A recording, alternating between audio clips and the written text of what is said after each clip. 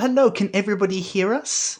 Are we all sounding? We are some other heroes. We're also using a brand new system today. So if there are technical gubbins, please just give us a shout in chat. We will try and fix them as quick as possible. Probably a lot of me swearing into the ether. You should find that we're all nice, much more nicely balanced. We're all a little crisper and cleaner. You can see our fine jawlines here. Apart from Wayne. Jawline? Who's she? Why do you think I have a beard? Exactly. So that no one can see the missing jawline. I need to grow one. Yeah, go ahead. We're all about that here. My name is Chris. I am the DM and hello, cat herder of this particular stream. Said cat has just arrived with her bear. Now demands attention. Whilst I placate her ever so slightly, I am going to get my friends to introduce themselves. Starting with Charlie, if you would. Cool. I am Charlie. I use she, her pronouns. I am an illustrator and writer and lecturer, a Podenco owner. She is asleep next to me. And I am going to be playing Aisling, who is a slightly chaotic satyr warlock. She also uses she, her pronouns. And she's adopted some sort of Essex accent since we started, and I love it to bits. I'm all for it. Remember, if you don't do an accent well, it's just the region of the fantasy world that they are from. All fantasy. All fun. As long as it's not, offensive, we're good for it. Yeah. I think we'll go with Wayne next. Hi, everyone. I am Wayne. My pronouns are he, him. And I shall be playing the not at all flamboyant or dramatic Dragonborn Rock the Bard. I didn't know you were playing a different character this week. Oh, the shade! You are very low on hit points. You don't want to start this. The library is open. Dear. Yes, and that's it. So that's the energy we're bringing tonight. Good. Okay. Apparently. Theo, would you like to go next? Sorry, I still have some lingering chaos from Sunday's stream. Hello, I am Theo. I'm also an illustrator and I use they, them pronouns. And I will be playing Eugene, the half-elf wizard who is more than a little bit awkward. Got gremlin energy today. Always. And finally, last but definitely not least, our wonderful guests for the last few games and for at least one more episode after this, providing everything goes well, of course. The wonderful Michelle. Could you please introduce yourself? Yeah, I'm Michelle, and I use she, her pronouns. I'm also an illustrator, and when I'm not playing these guys over here, I'm a member of Wicked Game, who also play D&D. And we love, and Wayne, if you could give them a shout out in the chat for me, that'd be awesome. That'd be good. I am also an illustrator and DM and general nerd, and I use he, him, which I forgot to say at the beginning. So I am getting better at that, but I will continue to try. So I think without much of further ado, I will launch us back into a reminder of what trouble our friends have got themselves into. In our last episode, this wonderful group of chaotic troublemakers found themselves in the house of one Oliver de Vere, a enigmatic dwarf who was somehow captured by the Elder One, one of the great powers currently holding this island in a stasis. Oliver tried to reveal exactly what had happened, mostly to illustrate that the magic that had been cast on him prevented him from telling them exactly what was going on, even though he did know the full story. He urged the heroes to help rescue the countess of the town, one Countess Sothis, who had last been seen in the vicinity of the Cult of the Dragon. our heroes had their first sleepover together, which was fun, were given some prepayment in the form of magical items to help them in their future conflicts and battles, all of whom were well received. Aisling finally managed to reconnect with her patron, the strange demonic entity known as Alabaster, who revealed that he had been trying for some considerable time to reach her as well, and in his relief gifted her some additional strength coming from her bizarre puzzle box, which seems to link the two of them together. A nice restful evening, and then the following morning they went to find the cult of the dragon, finding that the cult was actually divided between two factions about to turn on each other. Our heroes decided to side with the faction that looked like they wanted to protect a strange draconic figure, which they have guessed is possibly Countess Sothis. A fight ensued. Skia, with some brave skill, knocked down 3 of the cultists before they could even do anything. Things then got a little dicey.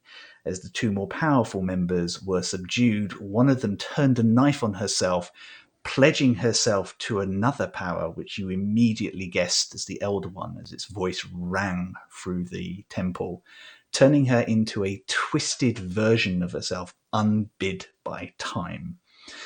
The creature lunged forward towards Skia, and that is where we will pick up today's episode.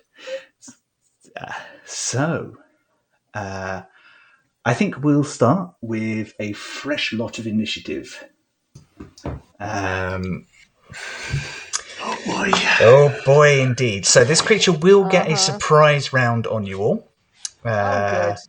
Because you were not expecting this to happen at all.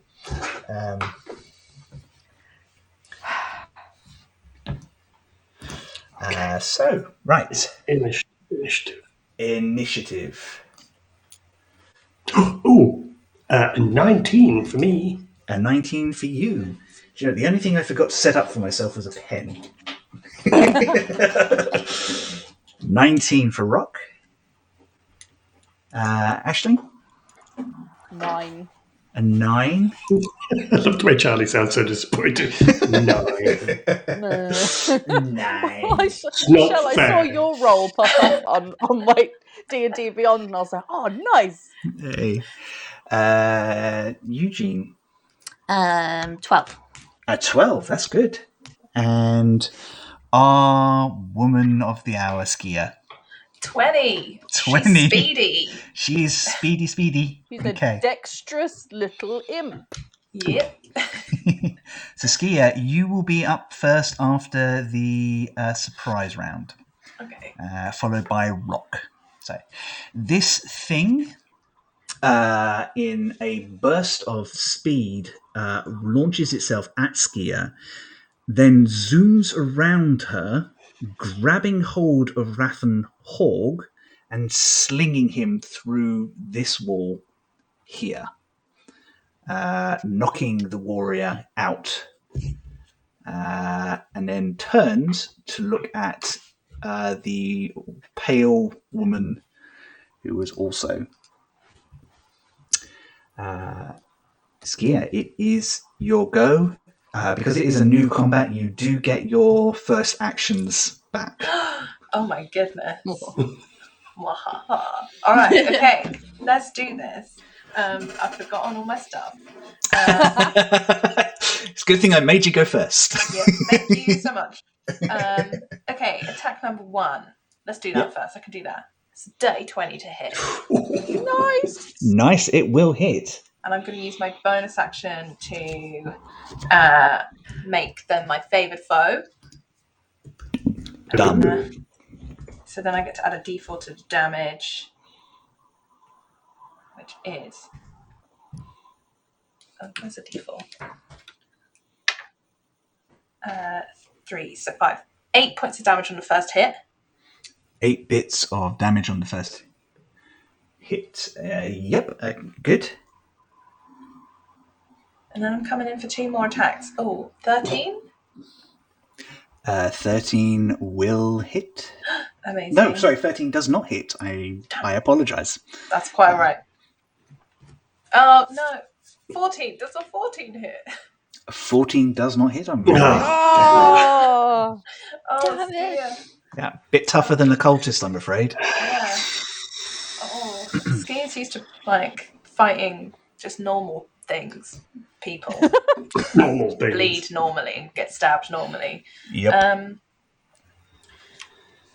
Then I think Ski's going to move around here, Cool. seeing that line of sight, and just be like, no. No. Stay on me. Yeah. Over here. That's my turn. Amazing. As a legendary action, they are going to cast Hold Person on the cleric behind you, who fails. So she is held. That will make it Rock's go. Okay. So the first, Rock's going to stay where he is, and will, in a kind of very hurried way, kind of just look at the person he thinks is Countess Sothis and do a very kind of low bow and say, "Countess, my name is Rock. We are here to save you. Be right back." And turn around. And he is going to, as my action, I am going to yell to my friends, and all 3 of you will hear far louder than you should. You will hear in this booming voice from Rock saying, "Be strong, my friends." And I am going to cast Aid at 3rd level. Ooh, nice. I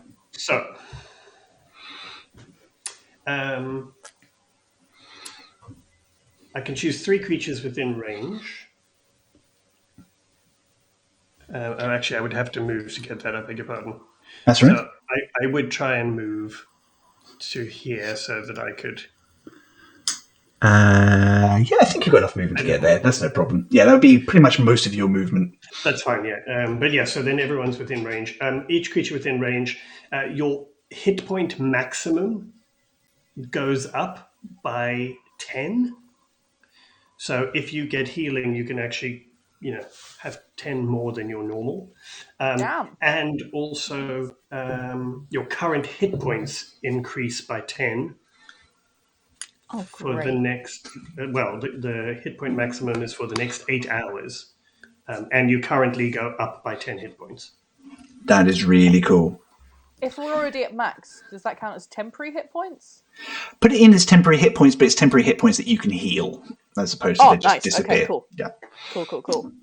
That's such a So good that would spell. go to 3rd level, and then for my bonus action, I shall use my bardic inspiration and just look at Eugene and say, "Eugene, try and stay out of the line of fire. You're looking a little rough," and that's my bardic inspiration. The things that Rock finds inspiring. And I'm sure Eugene now feels so confident, it's unbelievable. And that is it for me. Excellent. So at the beginning of its turn, the creature flashes and something seems to change in it, and it slows down. Kind of looks like it's moving through molasses, and it kind of slow down entirely. It is, however, going to make a slam attack against Skia, who is in the way. Slow slam attack. Yes. Yeah, it's kind of it brings itself up, and it looks like its body is kind of tense and slowed. So it's like the rest of you are moving, and this thing is suddenly gone from being really fast to slow motion.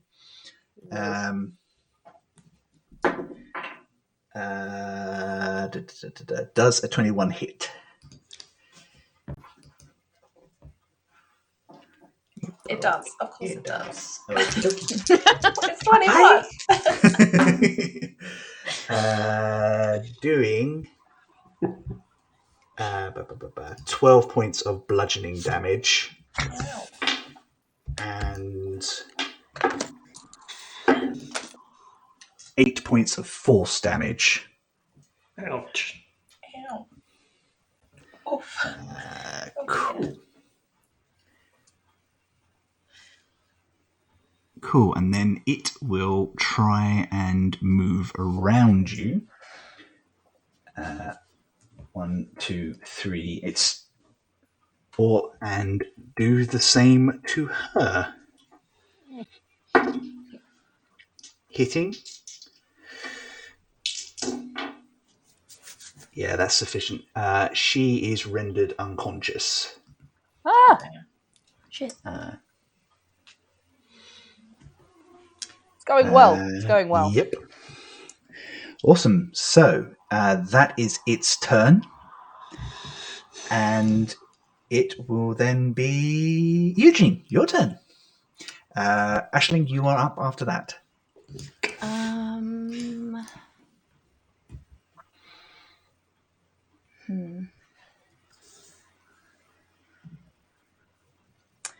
There's no way I could.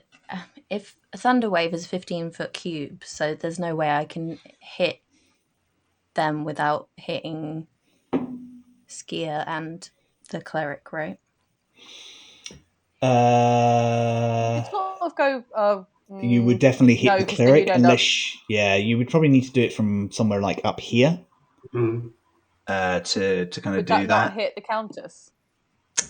Depends on where Eugene... It's a cube, isn't it? Yeah. Thunderwave. Yeah, it's a Yeah. 15-foot cube. So if you stood in the corner here, you could do it. No, you Maybe. would get her, wouldn't you? But then it would get scared. Forget it. You would probably have to stand literally about there. It's fine. I will cast Ice Knife instead. Yeah, I was just looking at stuff that has a radius, and I was like, God damn it!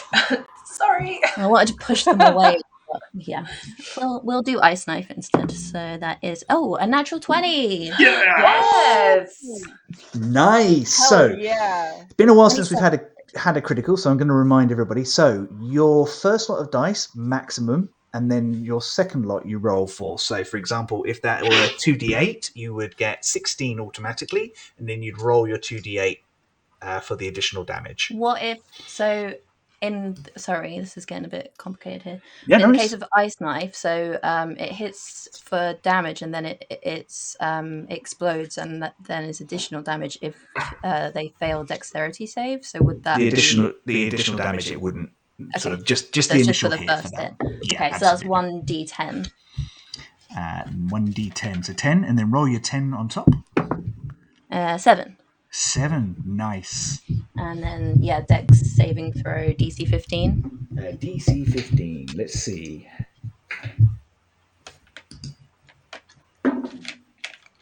It gets a 14. Okay, so it's 2d6 cold damage, which is additional 7. An additional 7. Nice. Really good. So this thing is like covered in frost as its knife explodes next to it. Where did you aim for? Just behind it? Just behind it, yeah. Cool.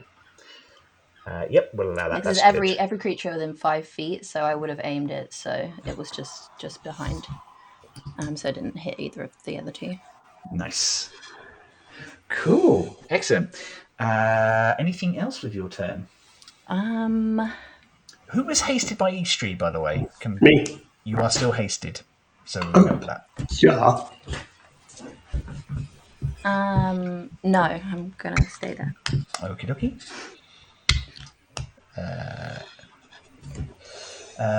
Cool. Eastry will charge upwards. For those of you who are wondering, Eastry and Aisling are just at the bottom of the map. They're just a little out of our way at the moment. 5, 10, 15, 20, 25, 30 next to Rock. Wait, sorry, the cleric is down, right? Yeah. Yes. Yeah. Unconscious. Can I use my movement to move next to her so that next... Because I can't stabilize her on a bonus action, right? You have to take a full action. Full Yeah, action, okay. yeah, to stabilize her. Oh wait, then. Yeah, no worries. He is going to reach forward with his hands. There's a flash that you guys have come to know. And he tries to hit this thing with another blast with Mind Sliver. It fails. So he does some damage against it. So 5 points of damage. And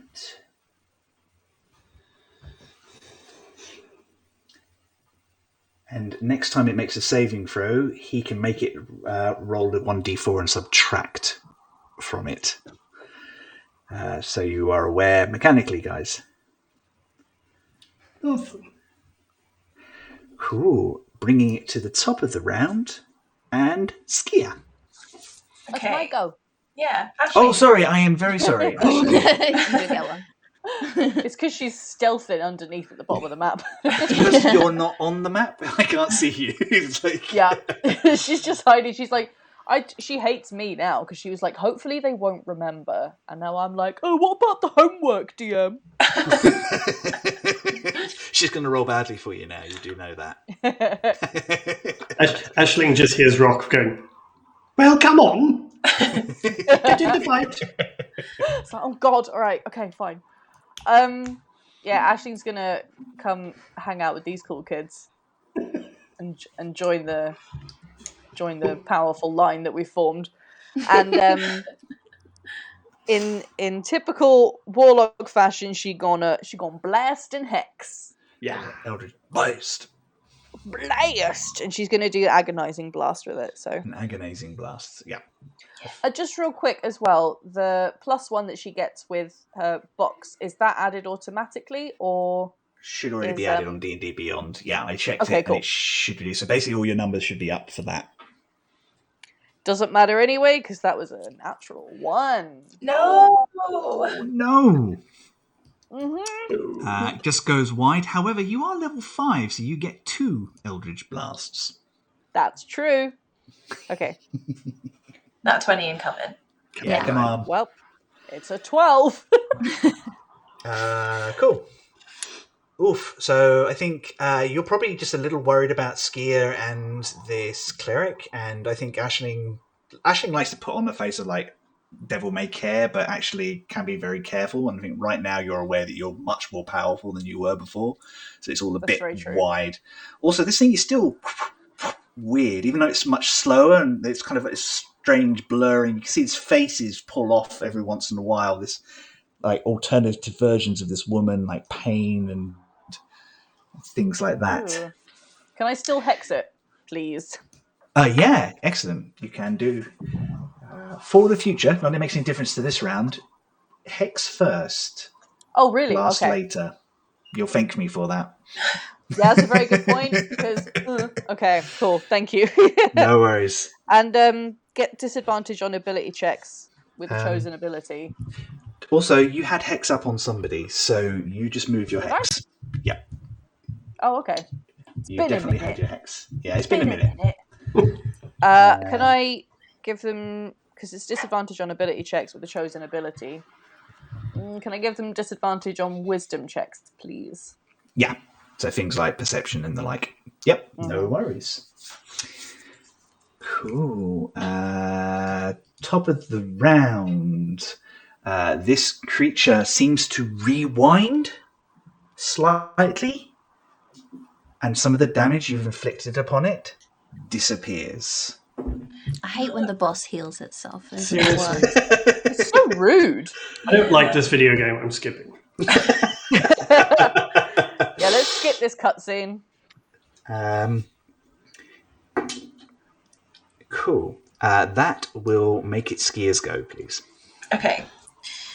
Ski's actually going to back off a bit because, that thing packs a punch. I don't know if there's going to be an attack of opportunity there.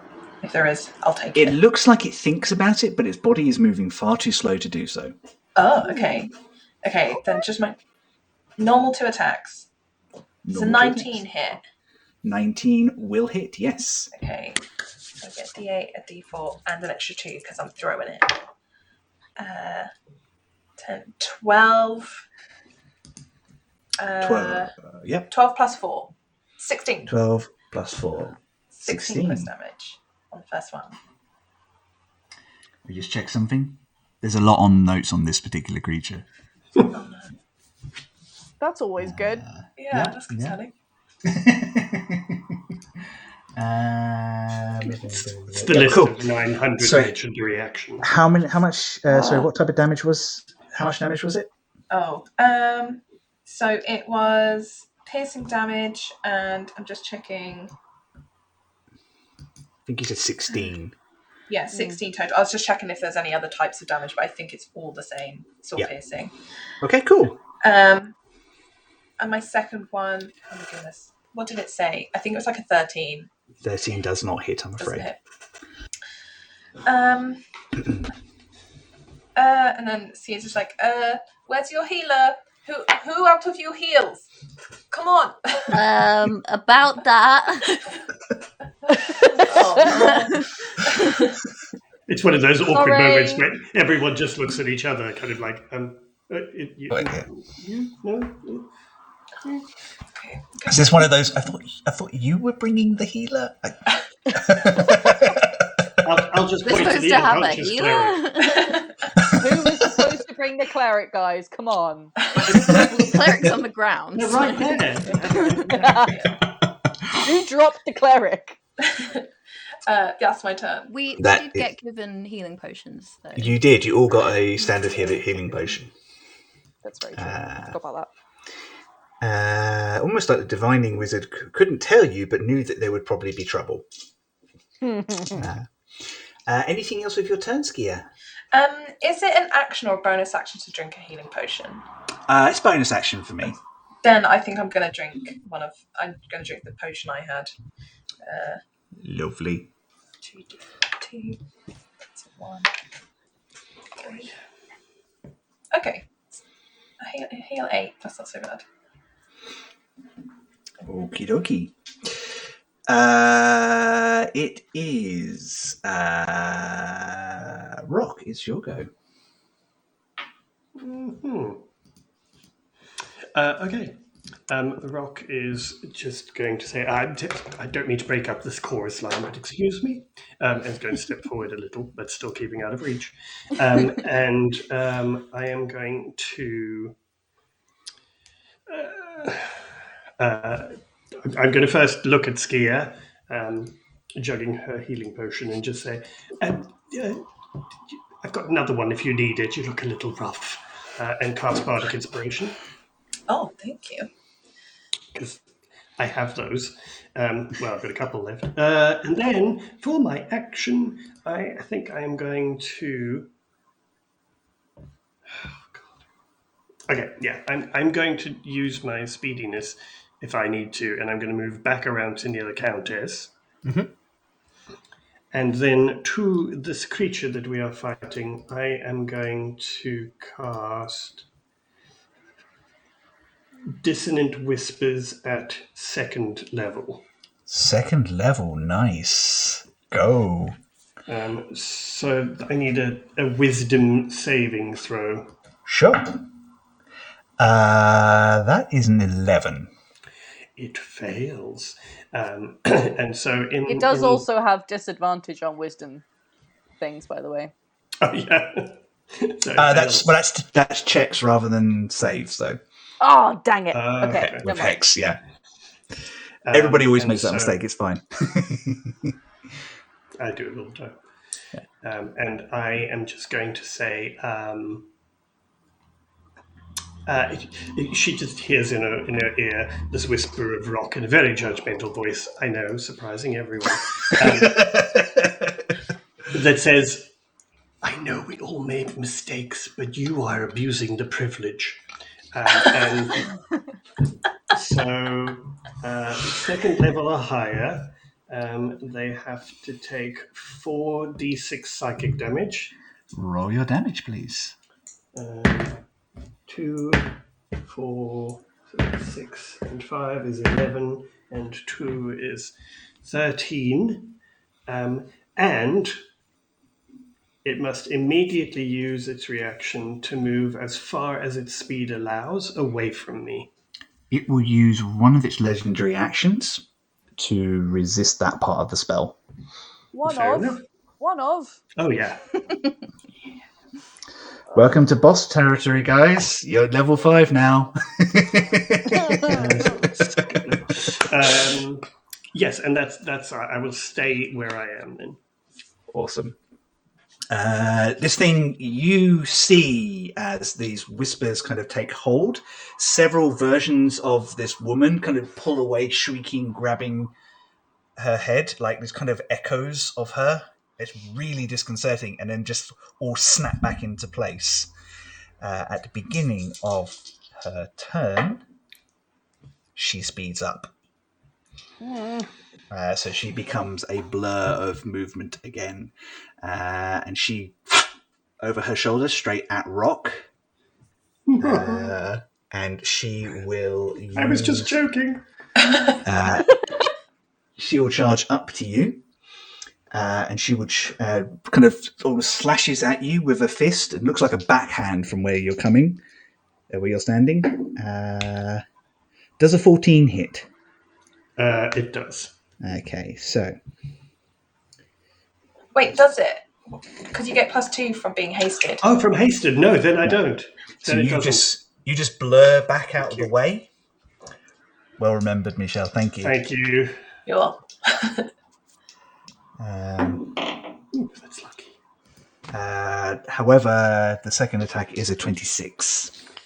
Oh, jeez. That hits a little. So you take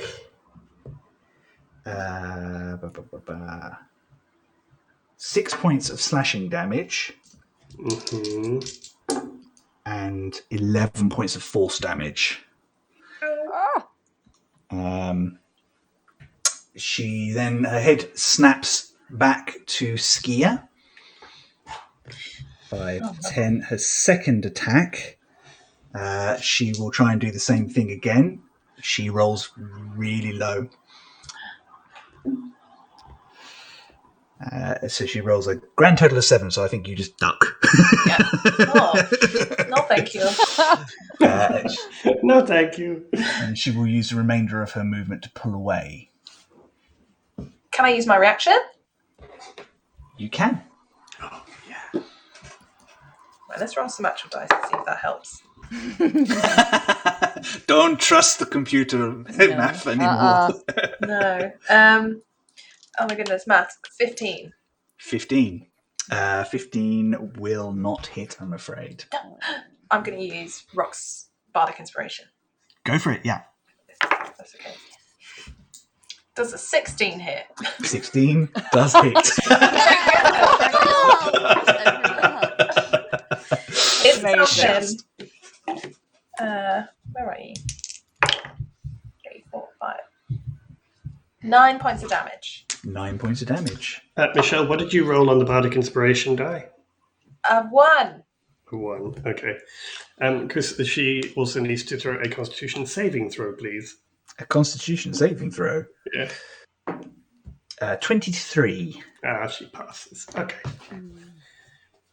Fair enough. Cool. So, next go. That will make it Eugene. Your go. She seems to be heading towards you, so you're aware. Great. Question. So, if a creature is unconscious, if I cast Thunderstep, is that still a willing creature? Would I have to carry her? Can I carry her? So technically, I think by the rules, she counts as an object. Damn. So I can't carry her, can I? So which means that you can take her, and she doesn't count towards your person quota. It's cool. Weird. It's one of Right. those weird ones.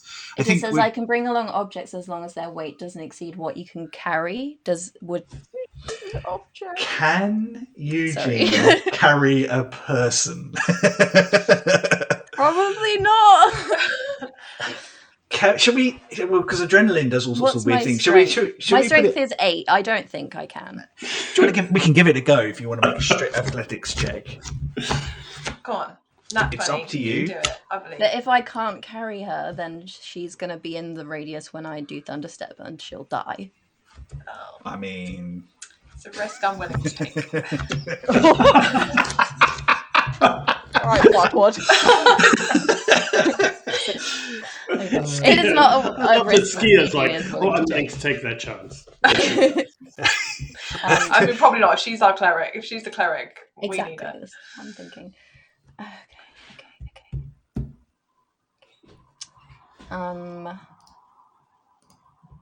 But she hasn't rolled any death saving throws yet, right? So we have time. well, no. I mean, I'm fudging that bit to be fair. Okay. So she's just out for the fight at the moment. If you pop her back up, she will take part in the fight. Okay.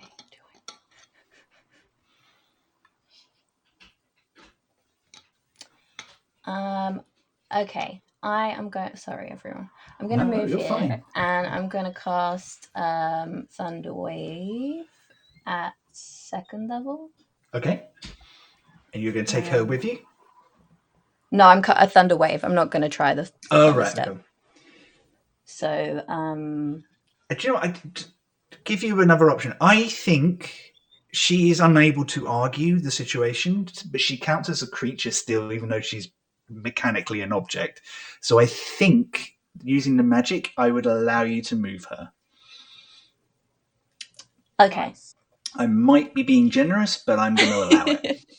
I mean, you could do the whole grab her ankles and drag her a bit kind of I thing. guess I've only got to drag her through a portal. And then Yeah.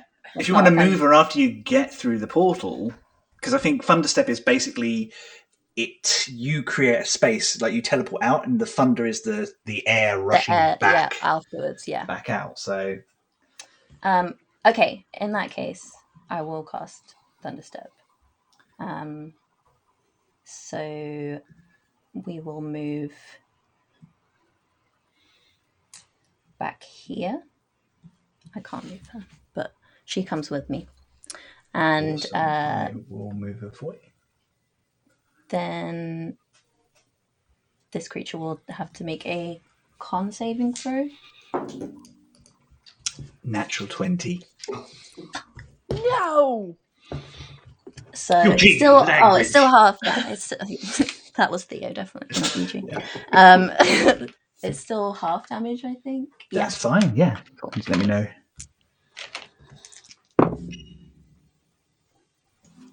It's just 4.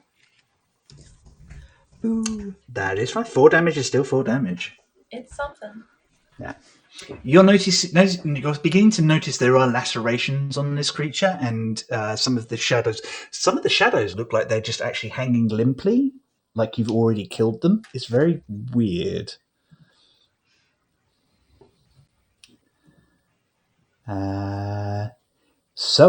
Creepy. She is very creepy. Eugene, is there anything else you'd like to do with your turn? Can I give her a healing potion as a bonus action? No, it's full action No. to feed it to someone else. Okay, cool. Yeah. Then Because you have to do Fair enough. it. Okay, that ends my complicated turn full of questions. Sorry, everyone. Nope. Being a wizard is hard and it's full of questions, and I'm always here to help. Cool. Aisling, would you like a go? Yeah, go on then, treat yourself. I think Aisling is going to... I think she'll probably stay where she is, but she's sick of this creepy person whizzing around all over the place and causing damage, so she will try and cast Hold Person on them. Ooh, Are they I like it. tangible enough to be cast that on? I cannot tell you that. I have to let you make the spell, cast the spell. How many spell slots have you got, by the way? Have you... This is going to be my last one. This will be you using your Pearl of Power to recharge. Yep. Yeah. Cool. I'll allow it. It's fine. Len, it's a save, isn't it? Yes. Wisdom saving throw. Wisdom saving throw. They rolled a 19. Ah, it does save. So yes, as you reach out, you're kind of like, there is something there enough to be able to use this magic on. It Okay. resists you, however. Right. Damn it. Worth a try. Sorry, guys. I'll try and roll lower numbers. Yeah, if you could, that'd be nice. Thanks. So that will make it Eastry's go. Eastry kind of looks at the situation in front of him. He is going to cast Chaos Bolt at 2nd level. And he is going to cast... Sorry. And he has kind of pulls out this kind of burning energy that kind of jumps up his arm. And as it kind of goes from the psychic energy you've kind of seen him use, as it leaves his fingers, it turns into a wall of invisible force that throws itself at this creature. Doing... So let's roll hitting and doing 3d8. Doing a total of 10 damage. That was not a great roll. Awesome. Then he will step away from this group of people and just kind of goes, you're all nice people, but we are totally a target right now. I thought you were going to say he just walks away. He's like, Yeah. I'm Right, I'm done. See ya. Wait, that's an option? Okay, Ashley can do that. Ashley's going to... peace out. Running away is always an option.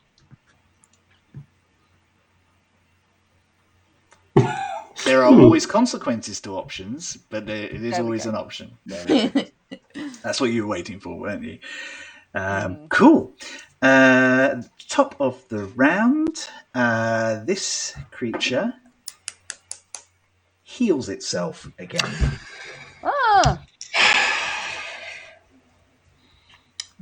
It's almost like the last thing that hit it is coming away.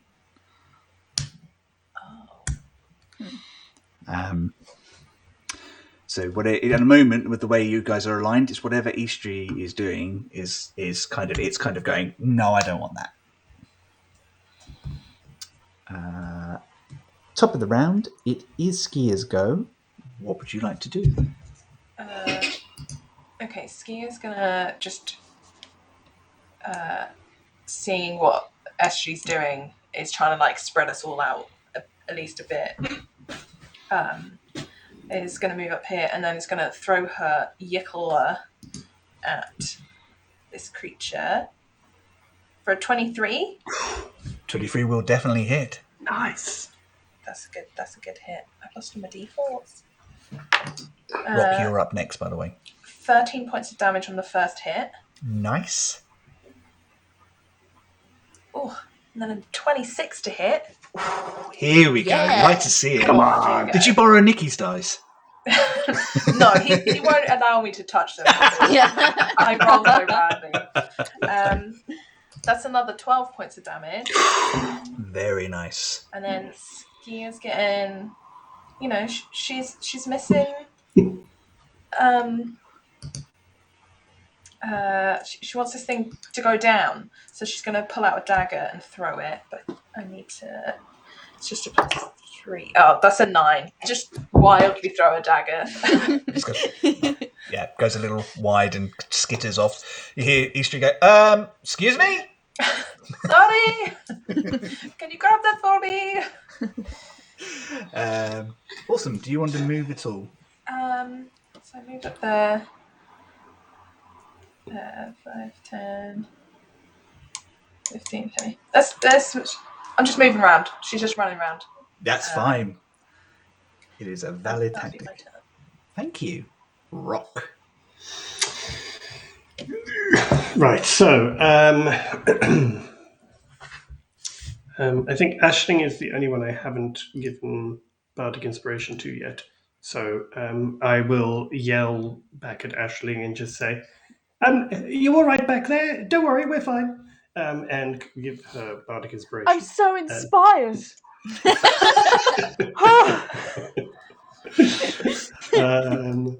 No, that's it. No, you better be inspired.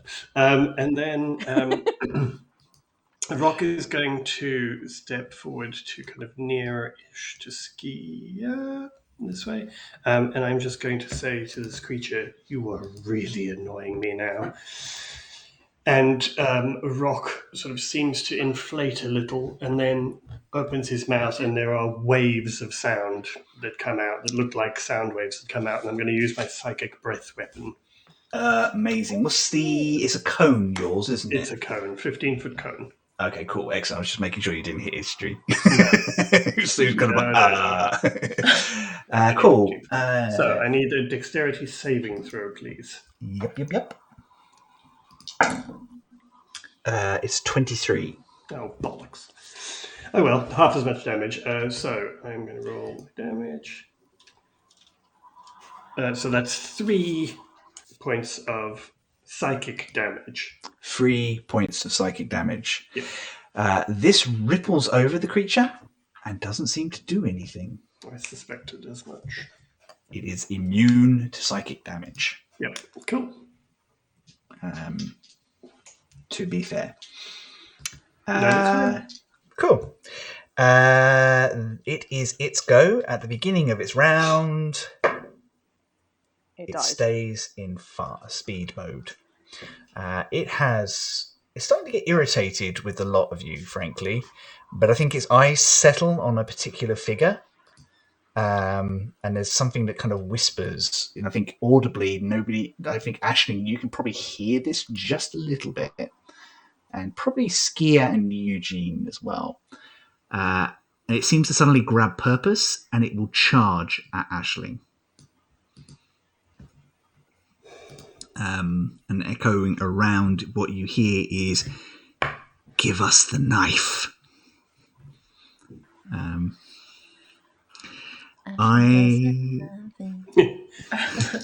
She's barking up the wrong Satan. So we'll try and hit you. First one is a 16, the second a 14, and the third is a 14. Last two don't, first one does. First one does, okay.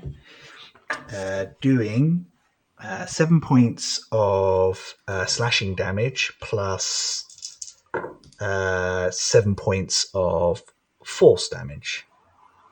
Okay. Ouch.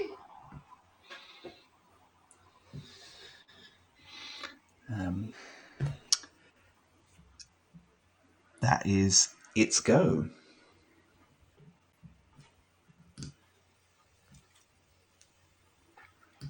Ashling, are you okay? Yeah. you have a face, and I'm like, oh, are you okay? Did I go too far? No. It's dungeons. It's dungeons. Ashling, are you dead? Are you dead? Are you dead yet? I'm not dead. Luckily, Right, that she's suspect fine. we Let's got move at the along. beginning is all good. Eugene, it is your go. Oh, Eugene.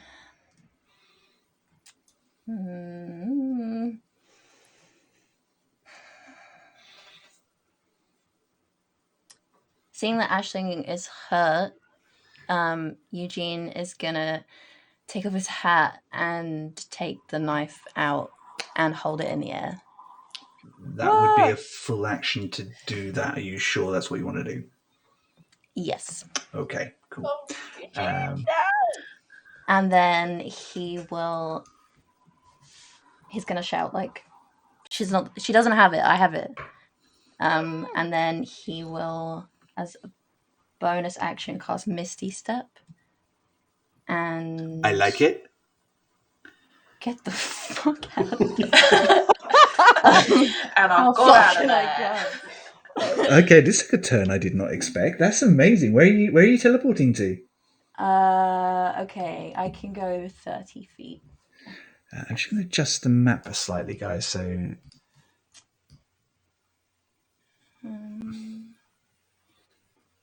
we go. Is Eugene gonna just Where do I come and want give it to to Skia? go? She has it. Play keep away. Play keep away. I love it. Yeah. Yep. With a knife.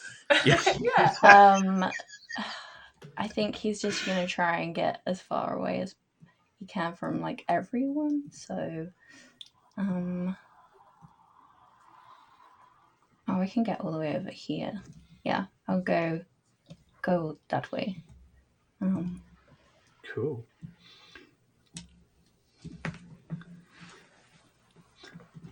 Okay, yeah, that's my turn. You also have your movement as well. Oh yeah, It's true. thank you. Okay, That's all right. yeah, he's just gonna get as far away as possible, all the way down. Just running up to a wall. Yeah, I'm sure I'm perfectly safe here against this wall in a corner. Yep. Well, yeah, not right in the corner, but yeah, this is fine. I'm not. Yeah, that's my turn. This is fine. It's all fine. We're fine. Everything's It fine. sounds fine. Interesting. Very good. That was a really good turn. That changes everything. Aisling, how do you respond to this? Not. I mean, glad the attention's away from her, but not happy that it's now on Eugene. Cause we squishy. So blasting when they're here. That's Disadvantage. Disadvantage. Yeah. Okay. But you do have a bardic inspiration. So, That's true. I do. Which only goes on your roll after you've seen the numbers. So if you don't have to use it.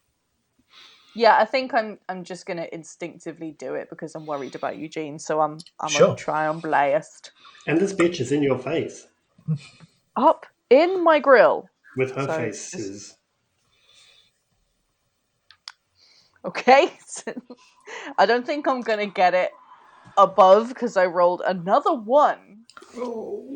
Do you want to know what the other one was? A 2. Let me have so with a natural 1, it's a critical fail. Yep. Uh-oh. Odds, rock, evens, skier. Evens, skier. Make a dexterity saving throw, please, versus Aisling's spellcasting modifier. 14? 14. What's your spell save DC? My spell save's 13. So you say you managed to dive out of the way as this errant blast. I just look over. Sorry, Eugene's doing the thing. Sorry. You do have a second Eldritch Blast if you wish to risk it. Risk it. It can't be that bad again. Right? Yeah, you're not going to get another nat 1, Not are of you? averages. No, never. Got a 1 and a You 2. It's at least going to be a 3. Cursed it. So now I'm going to roll another 1 and 2. Yeah, I will try again with disadvantage. Go for it. Let me go look at it. Well-oiled machine. Okay, that's a bit better. What's your inspiration dice again? That's a good question. D8. It's a D8 now, I believe. D8. Okay, cool. So I am going to keep changing the shit. Yeah, it's a rude. D8. Okay, I mean, you can stay at level 3 if you want to. It's up to you. I think this is ridiculous. What did you get? 15 to hit? 15 does not hit. However, I didn't think so. I thought it was 16. It misses because she dodges out the way, not because you hit aim badly. She's just a little too fast for that. But good, much better shot. Yeah. I not just put my hand on her face and go. Yeah. I think it pretty much is that, and then she just goes and she's beside and then back again and things. It's like a lot of this constantly moving. Hate it. Issues go. Rock, your by my calculation, your haste fades. 'Cause Okay. you can't keep that going forever, unfortunately. Well, no, my feet are killing me now. So although mechanically I don't think anything happens, but you're feeling pretty tired at the moment as it kind of You disappears don't get off. exhaustion, do you? I don't think you do get exhaustion, So, but you but feel... I think what you get is you miss a turn. I think. Oh, someone look that up whilst I just kind of work out I shall have a quick look. at least it's not exhaustion because that sucks. Yeah, no, it's not. It's nothing that bad. So he is going to cast a spell called Wither and Bloom. You guys and Skier, you've probably seen this before. He kind of pulls up his sleeves and all these clocks, like tattoos, suddenly start to glow up his arm. And as he turns his hand, like a silver clock appears in the sky, which flashes, and then kind of two hands go in opposite directions. He will focus it on our friend, who needs to make a Constitution saving throw, which they fail. Can someone roll me some damage? 2d6 damage. I'm rolling shocking today. I vote not me. I rolled a 1 and a 3. 3, 4. So they take 4 damage. And Aisling, you can automatically use one of your unspent hit dice to recover that many hit points plus your Constitution modifier. Decent. Nice. Okay, so that was 4 plus my con, right? Yep. Oh, that's awesome. Nice. Oh no, sorry, I'm wrong. Plus his spell casting modifier. So plus 3. So Ooh, 7. Delicious. So Back up to max. Back up to max. cool. Thank you very much. No problem at all. That will make it Skier, your go. This creature does not manage to recover this round. Ooh, okay, that's good. What a shame. Ski's gonna move to like here, which I think is around where she threw her dagger, and just panicking and trying to get on with the plan. She goes, "No, I have it," and I'm just gonna throw my equal.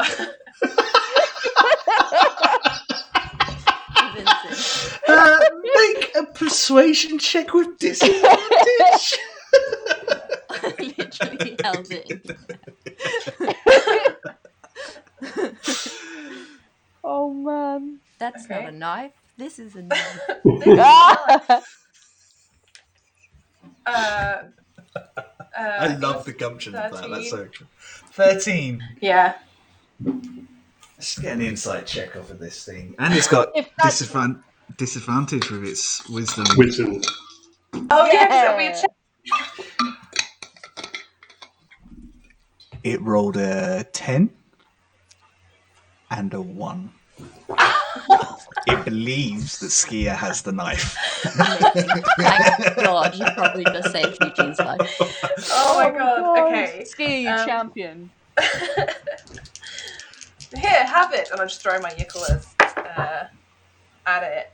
That's I rolled 2 16s, so that both hits will be 23. Oof. Both of those hit. I'm trying to roll all my damage at once to save time.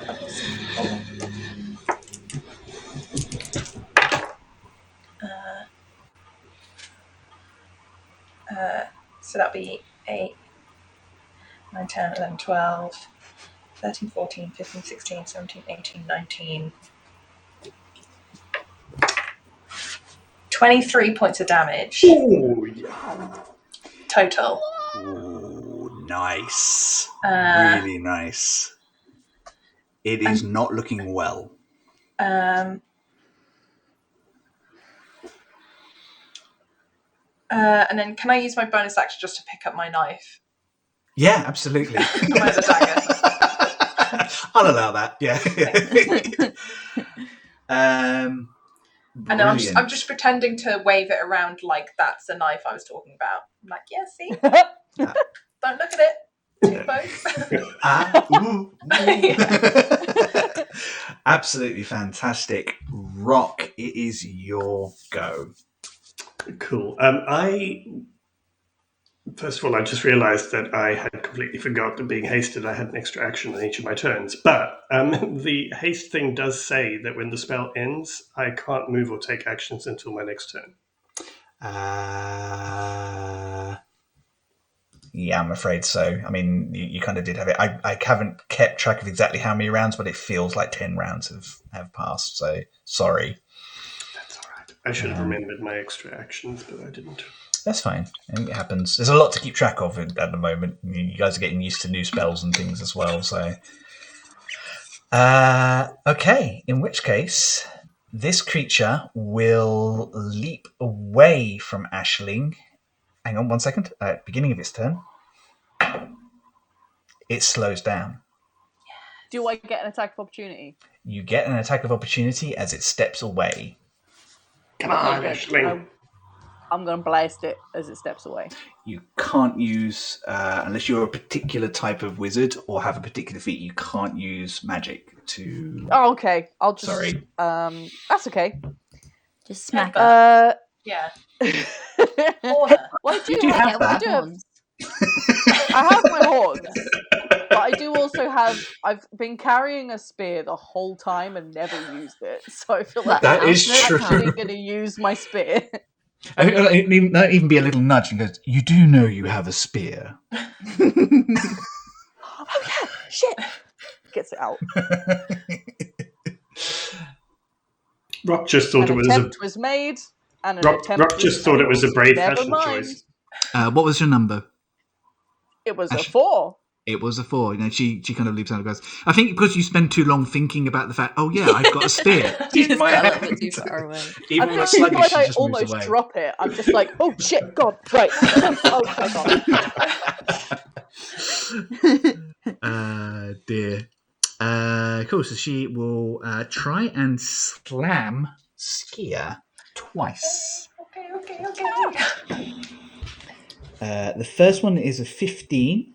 Doesn't hit. The second one is a 21. Yeah, that'll hit. So we are doing...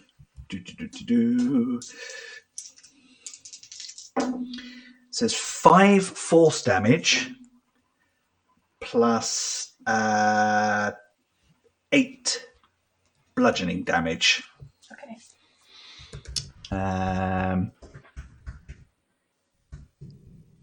Cool. That is its go. Can I use my reaction to do a hellish rebuke? Of course you can. I need a dex save. A dex save. Which I'll probably make. It's a 16. Yeah, succeeds. My hellish rebuke save is only a 12. Still does damage though, doesn't it? Yeah, so I rolled a 16, so half, so 8 points of fire damage.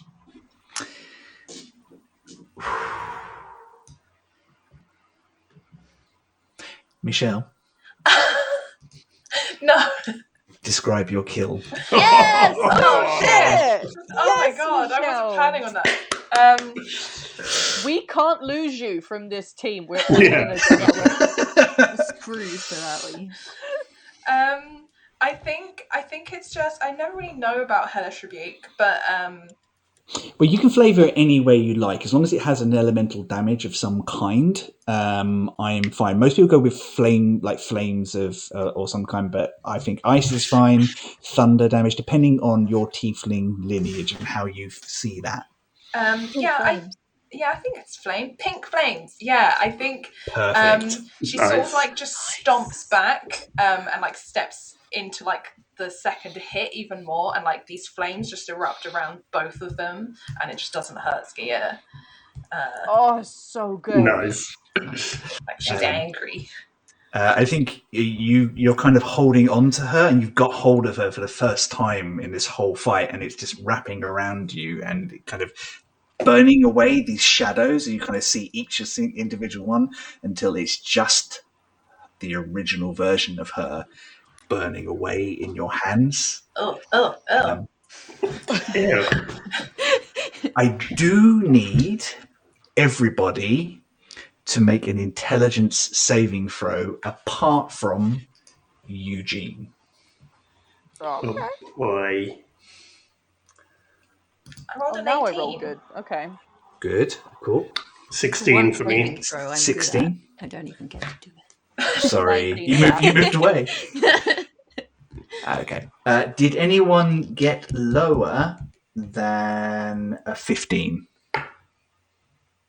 Awesome. That's good to know.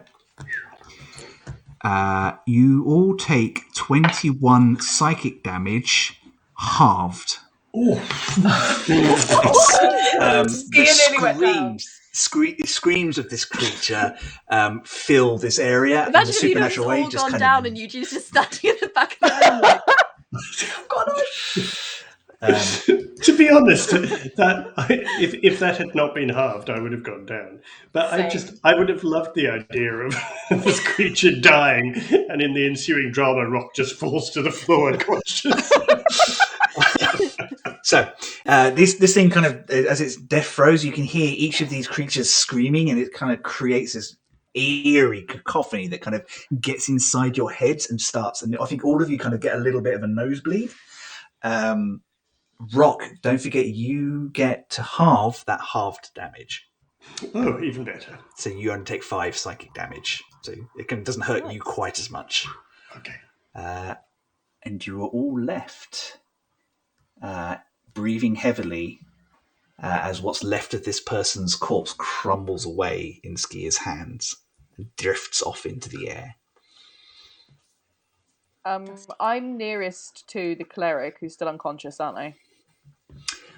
Presently, yeah, you are. Yeah, okay, I'm going to very quickly go over and just do spare the dying on her. Perfect. I just need a quick BRB. Okay, no worries. Does it? Yeah, too much excitement. What does everyone do? We want to take our break ever so slightly early, and we can come back and get back into role play moments and things. Yeah, we can. Cool. Awesome. Yeah. Cool. Well, we will be back in 10 minutes, guys. Thea's going to come back and we've all gone. Yeah, absolutely.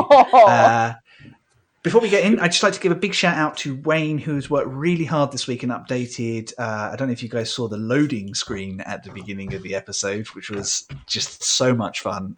He's also managed to update our interval and given us a new end screen as well. So just a huge thank you to all your tireless work. Good at it, Wayne. Yeah. You are welcome. On that, just let me try in English. Do have a look at the intervals video because we've got a couple of new artists on there that we're kind of profiling. So show them some love and go and have a look at their work, please. Yeah, cool. Everyone just grab a drink, stretch, and we will see you here at 20 past. And we...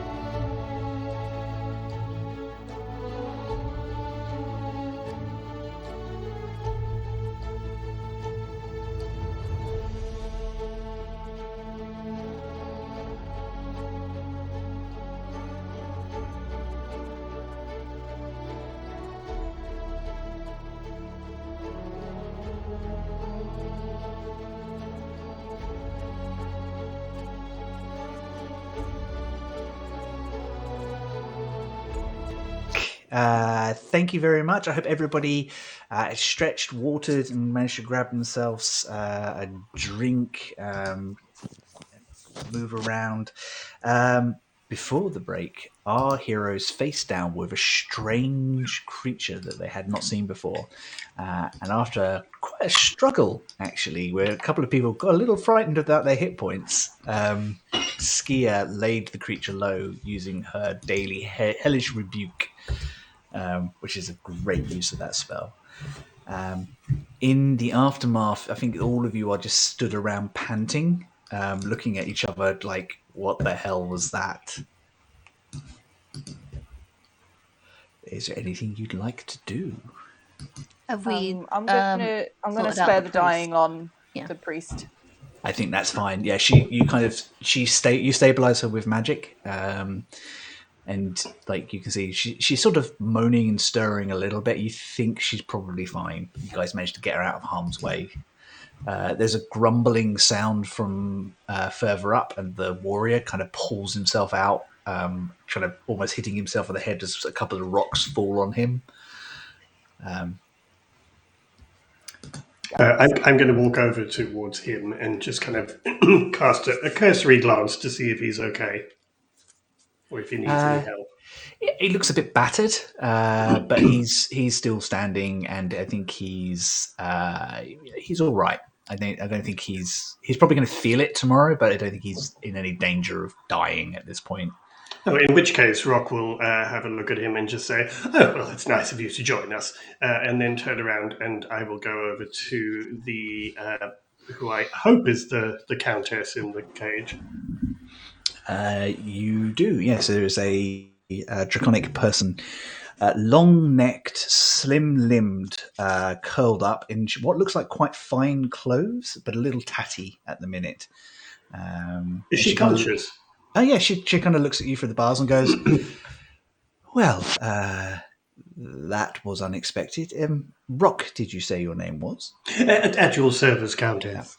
Well, if you would be so kind as to find the key, I would quite like to leave. Are Tillim and Ruthan okay? The priestess and the burly warrior. Oh yes, that's fine. Did you wouldn't happen to see where the key was? It was on the body of that person you just disintegrated. The one with the weird facey things. And stuff. Okay, great. Oh, I'll just dig through that ash. Yeah, and it's kind of a bit of a pouch left. On her, you find 15 platinum pieces, a potion of a brackish-looking liquid that's definitely not healing potion. Aisling, don't drink it. Drink it. How else are you going to know what it is? Aisling loves Skia. Chaos buddies. Yeah. Yeah. A key that looks like on a simple silver chain, which looks like it would probably fit that lock. I throw the key over to Rock. He awkwardly catches it in one of those, and then I'm just going to glare at her sarcasm, and I'm just going to kind of go and open the cage for the countess and try and help her to her feet and bring her out. So she steps out of the cage and unfolds, and you are face to face. Well, actually, not face to face. She stands taller than Rock. She is a broad, long-limbed female shape with a long draconic neck, longer than Rock's is. Whereas Rock's form is mostly quite humanoid, hers is decidedly more draconic. Her fingers are longer. She doesn't wear boots, but she has like these kind of nice, like wraps, like decorated wraps around her feet, where you can see long taloned feet underneath. So, Rock, you probably, being the tallest member of this party, only come up to about her shoulder. Whoa. Right. But Well, she, Rock will instantly blush at staring directly into her bosom, and will then very quickly kind of go, sorry about that. Goodness, a pleasure to meet you. Uh, you are the Countess, correct? yes, I am Countess Sothis Hearn de Vere. Well, we were sent here to find you. I'm so glad we found you in time, and nothing untoward had happened to you. Fortunately, you did seem to arrive. It appears that, and it kind of dusts herself off a little bit. It does appear that things were going rather nastily. And she looks over to where Aisling is with the priestess, and she goes, "Is she okay?" I think so. I mean, she's making noises and moving. That is a good thing. She kind of looks over to the warrior, goes, I believe he's kind of picking himself up and kind of picking water out of his beard, and looking really ticked off, I think is probably the best way to describe it. And he goes, "Oh, right, yeah, sorry." And he wanders down and he kind of takes her from you and just picks her up and kind of wanders back and goes, "Thank you for coming to our aid. We didn't think we could protect the Countess from them." Who exactly are They you? were pretty nasty. I find it a bit unusual you were protecting the Countess by keeping her in a cage. Am I the only one who can't hear Wayne? You are the only one that cannot hear Wayne at the moment. I can hear him fine. Does everybody at home hear Wayne okay? Oh dear. Oh no. Oh, I can hear you now. Okay, cool. Cool. Let us know if there's anything like that again, Charlie. It's no problem. Cool. The tall man looks. The man looks at Sothis and he kind of goes, It's complicated." Sothis just rolls her eyes. She goes, "There are two factions within the Cult of the Dragon. These two did not put me in the cage. They were trying to get me out. They had kindly agreed to parley with me before, but the other members of their cult had decided that that was a betrayal of their lord and decided that I was to be removed. They had actually come to my rescue, and fortunately, you were just around the corner, it would seem, because otherwise things could have gone worse." They didn't seem to be doing particularly well on your rescue, to be honest. But anyway, please allow me to introduce my party. I shall point and say, this is Eugene, who's an exceptional wizard. This is Aisling. She's a very powerful warlock, and this is Skier, a most effective fighter. And as I mentioned, I am Rock at your service, and I shall bow again and comfortably, awkwardly. I mean, is Rock laying it on very thick here? Oh, God, Is the rest of the party aware of the fact that he's acting up? I think Aisling's feeling a bit like cringe.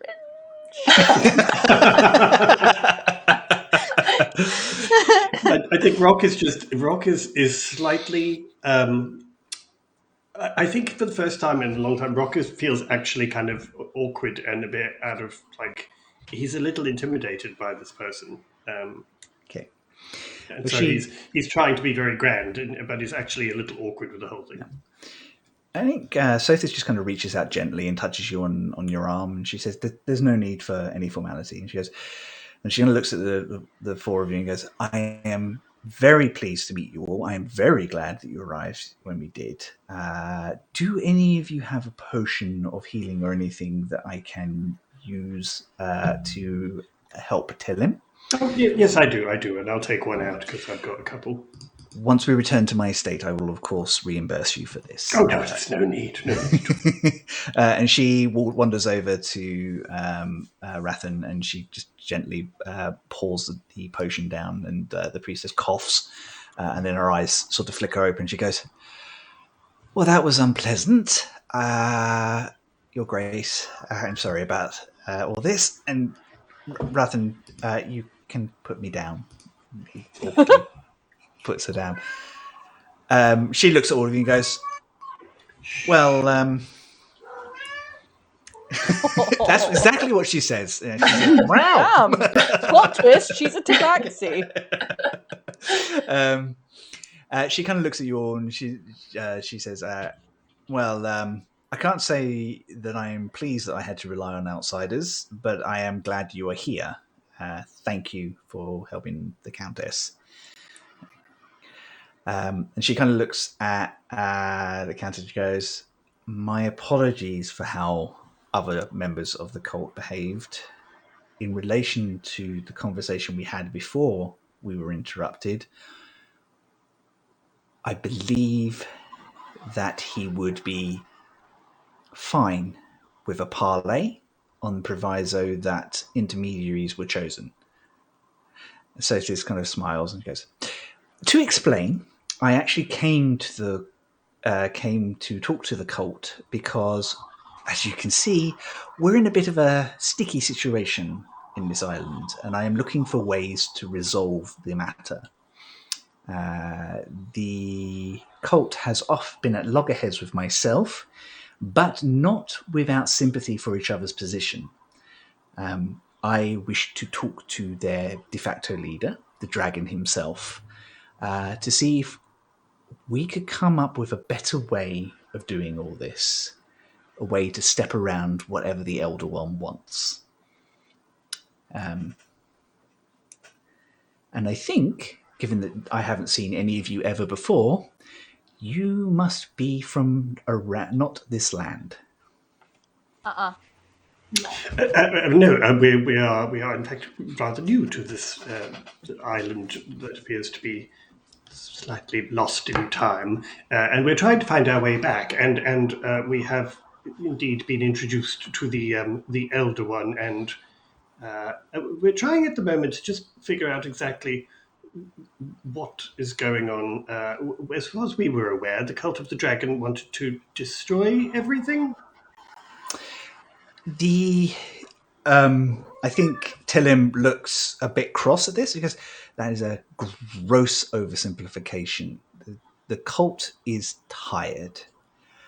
Those of us who are aware of how long has passed are tired, and we just want this to end. And the simplest solution and the safest for everybody is to destroy this island, destroy the Elder One, and release us all back to the cycle.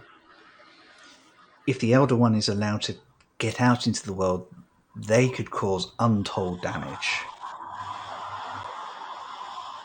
There is no guarantee we can stop them any other way than destroying this land where they are tied to at this point in time. And the Countess goes, my position is slightly different.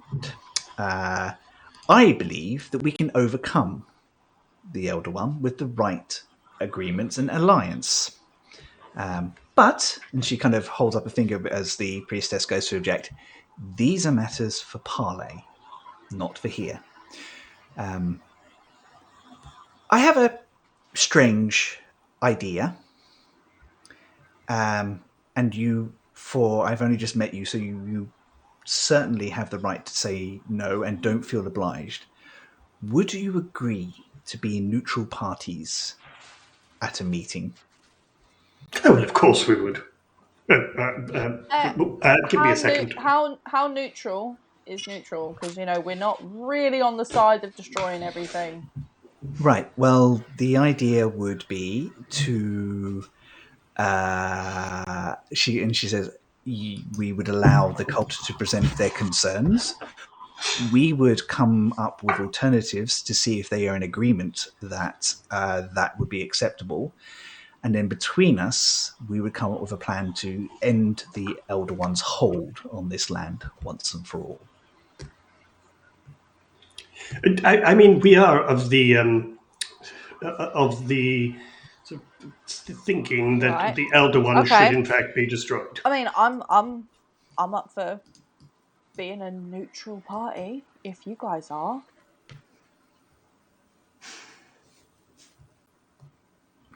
Yeah. Splendid. In which case, if you would like to accompany back to my estate, we will make arrangements for the parley. She bows. She nods her head to the priestess. If you could let your master know that we intend to contact him within the next day,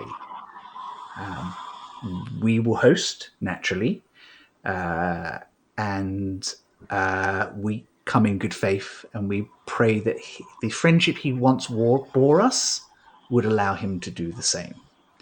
The priestess nods. She goes, I can only gauge his mood, but I'm certain he would like to talk to you both. If anything else, he would like to put his position forward. Very well.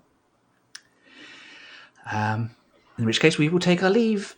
And sorry to leave you with a bit of a mess. A couple of the other ones that you kind of knocked out are starting to come to at this point. And she goes, and I think you see Rathan just kind of walk up to one of them and just kind of pull out a small club and just kind of tap him on the head, just make him fall over. Oh, don't worry about those. We will. We'll take care of that ourselves. Thank you, Countess. And she bows in turn. Shall we? Lead the way. Yes, certainly. So she starts like leaving the area and walking down a couple of alleys, and so she goes, so who sent you? Oh, Oliver sent us. She chuckles. She goes, of course he did. He is one to worry. And what did Oliver manage to actually tell you? Not much. Not a great deal. He was rather frustrating, to be honest. But understandably, of course. But yes, he kind of tried to tell us some things, but he did say you might be able to fill us in. Would you be able to perhaps fill in the many huge gaps that are currently there? Absolutely. And I think, though, I'd like to do it over a nice cup of tea in my house, away from any possible prying ears, where I know where the wards are. Of course. Sounds good. Just one quick question. You mentioned before talking to, having parley with the dragon himself. Yes. Is this a title? No, not really. I'm assuming you must be aware that there is an elder dragon here as well. I've actually already spoken with him. Oh, that's interesting. He doesn't normally talk to people outside his own cult. She kind of gives you a cult? She kind of looks. Sorry, what was that, Skia? Oh, I was just asking Eugene if he's in the cult. No. No. Little bit? No? No. Oh, I'm just checking. I don't know. I think when Skia asks Eugene that, You have. I haven't had the time to join a cult. I think Rock looks genuinely concerned when Skia asks that. Kind of looks at Eugene as if, wait, are you? No. All right.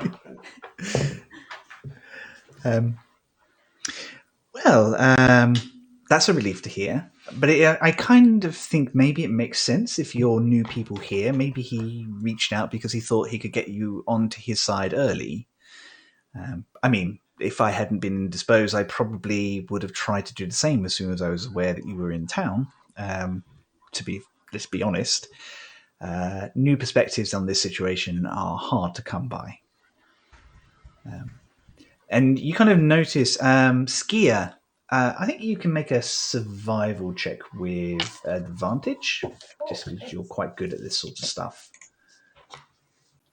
And everything else. Ski is amazing. I rolled a nat 20. And that's 20. See? 27. What a bitch say? She's good at some things. You recognize some of these streets, and I don't think it takes you long to realize that she is walking straight back to Oliver de Vere's house. Oh. I don't know, whoever's like near the back with me, I'm like, maybe it's Ashley, and I'm just like, hey, aren't we just going back to where we came from?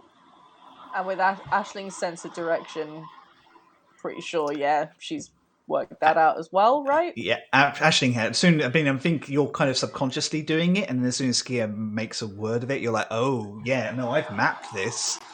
Yeah. I think Ashley's got noisy brain right now, so when Skia mentions it, then she's like, oh, yeah. Alabaster is busy telling you about what he's been up to. Not a lot, to be fair.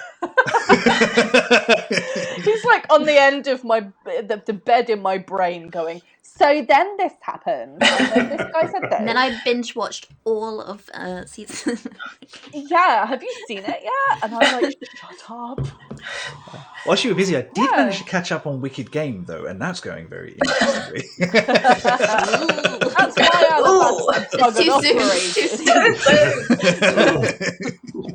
Even thinking about it is stressing me out. Yeah.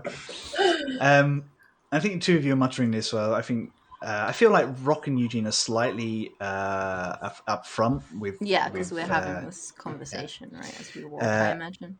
And as soon as she turns a corner and you recognise a house, you realise she has indeed brought you back to Oliver DeVere's place. I'm just going to whisper to Eugene and say, I thought she said we were going back to her estate. Look, yeah, that's her dad, so it makes sense that they live in the same house. Her what? What do you mean her dad?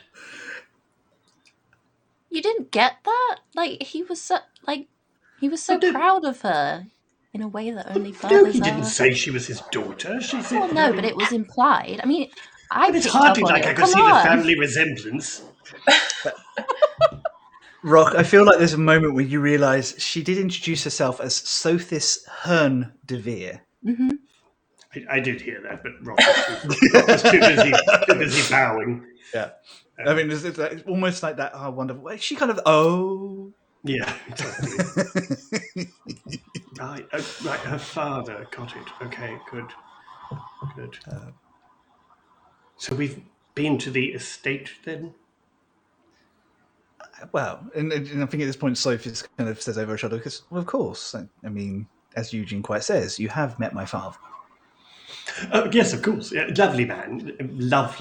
Very kind to us. He's odd and enigmatic and willful, but he is good-hearted.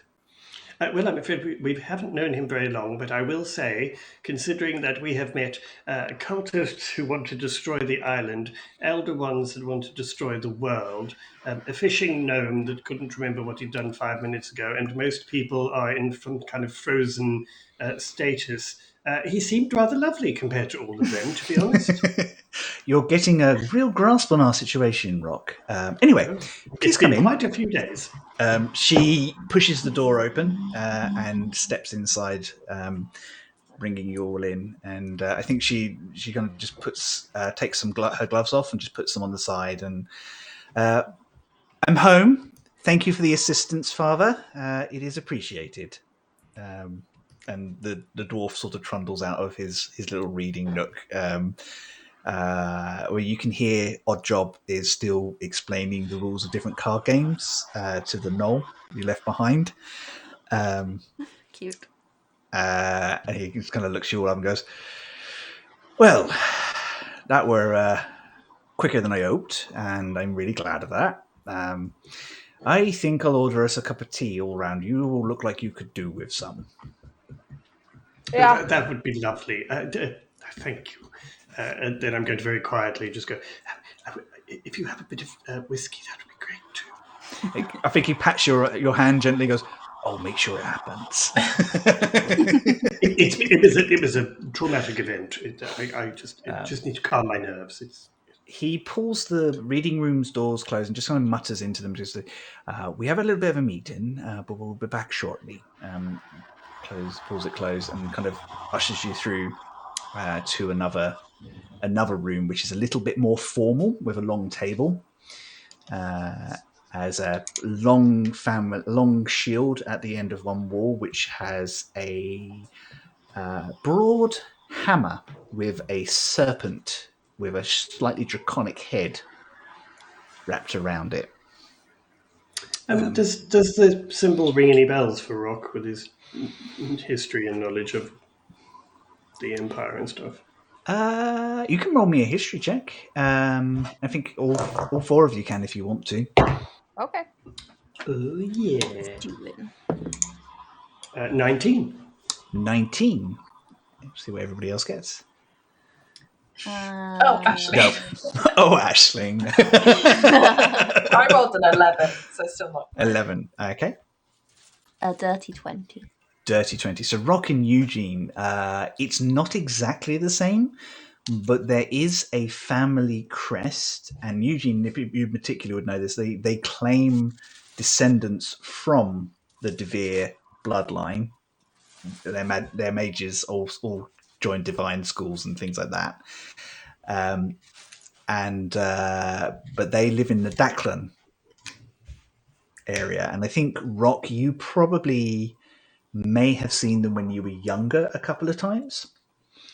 Maybe interacted with them on a social level as you were traveling through different places and things. But it's not exactly the same. So you can see like a 500-year evolution of their symbol. Theirs is more of a direct serpent rather than a long dragon. It says something when Michelle feels bad for you, Ross. Shady, mate. Hey, I'm rolling today. Let me have this. As before, a load of servants, unseen servants, kind of come in with different tea and things like that. A very small silver jug is pushed into your hand surreptitiously, Rock, by one of them. With who I think you kind of just see the outline of them a little bit, and I think you see it tap its nose as it walks away. Rock's going to look completely mortified that this is somebody thinks this is a secret, and then just very quickly tip the little jug in and put the jug on a tray.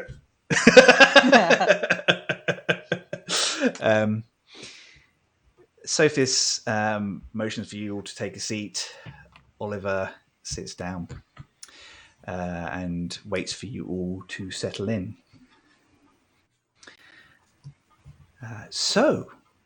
My father is unable to tell you exactly what happened and what is going on. However, we noticed that. The Elder One is by nature quite arrogant. I don't know if you've noticed that about Another them. thing we noticed. Yep. And didn't take into consideration that my father might have a child, or that the child should be considered differently, considering she is half-blooded. So that's why you are able to share with us, and he is not. Magic in this world still works differently to that of the Feywild, and sometimes even the most powerful of the Fey being can forget that the rules are slightly different. If you don't directly word things in the right way, the curse doesn't hold on everybody. It has been a boon and a curse. Seeing people forget you if you're not around on a regular basis is upsetting. Seeing people you care about lose themselves is deeply upsetting.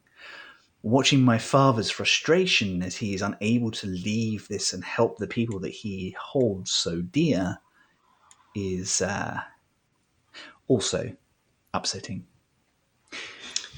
We have come across a number of people who seem to be doing their best to help the inhabitants here, and some of them are succeeding. We have found some sort of clusters of people who have found magic means to protect themselves, which is quite inspiring. But I wonder if you would mind sort of filling us in on exactly how long this has been going on, exactly what has been going on.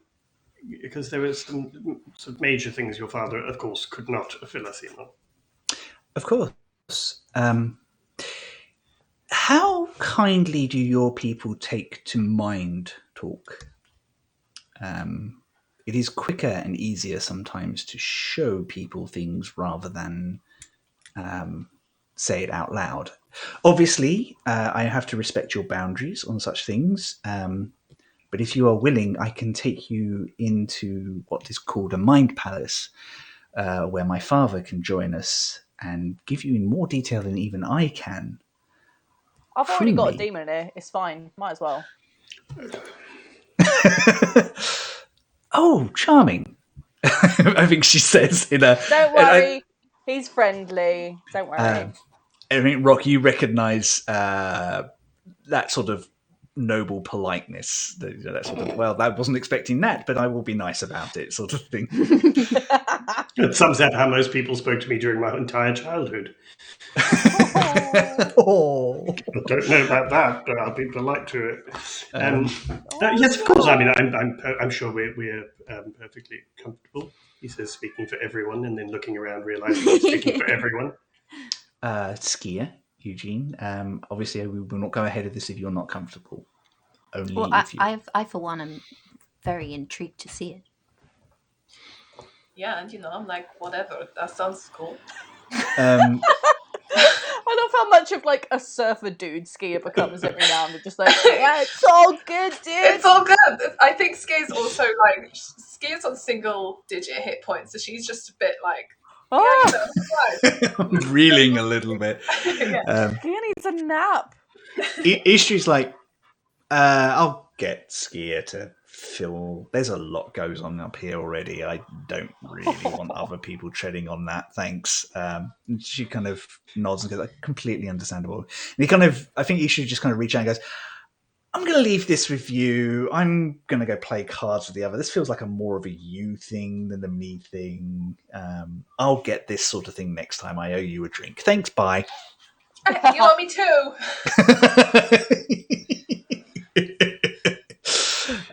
And he's out. He kind of waves goodbye to you all and says, I'll see you guys in a bit. Tea is poured. Sothis kind of looks at you directly, Rock, and she goes, if you would be so kind as to open your mind first, I feel like you are the most susceptible to this type of power. You seem to have an ability for it. Of course, I do have an affinity for the psychic techniques, and I shall sort of immediately lapse into an sort of unnecessarily dramatic sort of meditation pose, and then realize that I don't know whether we're starting yet, and kind of open my eyes and go, "Sorry, we now?" Yes, now. Just think on your friends, and reach out and touch their minds, please. Close my eyes, and I will use. Well, I will do it the same as when I use my to talk to them, because I've done that before. I should be familiar enough to contact at least Aisling and Eugene easily enough. I think for Aisling and Eugene, this is quite familiar. Skier, this is the first time he's done this to you. It tinkles a little. There we go. And I think all three of you are aware of this light touch from Rock, and then Rock, you feel a stronger touch, like using the same ability, but much, much stronger. And it kind of opens up into your minds. And then the three of you feel this slightly different touch along the same channels. And your minds are all cast back through Rock into Sothis's. And you find yourself in a garden outside. It's in bloom. Spring flowers popping up everywhere. The lawn is well taken care of. In the far distance, you can see children playing, young human children. There's like a couple of gardeners working out on the edges, and there's a feeling of family here, and a little bit of sadness, like this is something that is long gone. And sitting in a lawn chair is Sothis, and behind her is what you can only assume is the true form of her father. A large draconic head, about the size of a cart, with deep, deep blue eyes, blue and green silver scales reflect on the daylight, spreading out in a beautiful curve of 2 sets of horns, first of which stretch up and around like a crown above his head, the second under his ear, creating like a guard against the side of his face. Long serpentine body with beautiful broad wings that are currently folded up, and spines, all of which about as long as your arm, protruding, folded down into a center. And kind of as he looks at you all properly for the first time, you see that these spines kind of twitch like with emotion, kind of like almost like characteristics. When he smiles, they kind of raise ever so slightly in joy. When you see this, you can see this in Sothis as well, that she has the same, like to a much lesser degree. Her horns are smaller, the spines are much less pronounced, but it's there. This is a mithril dragon.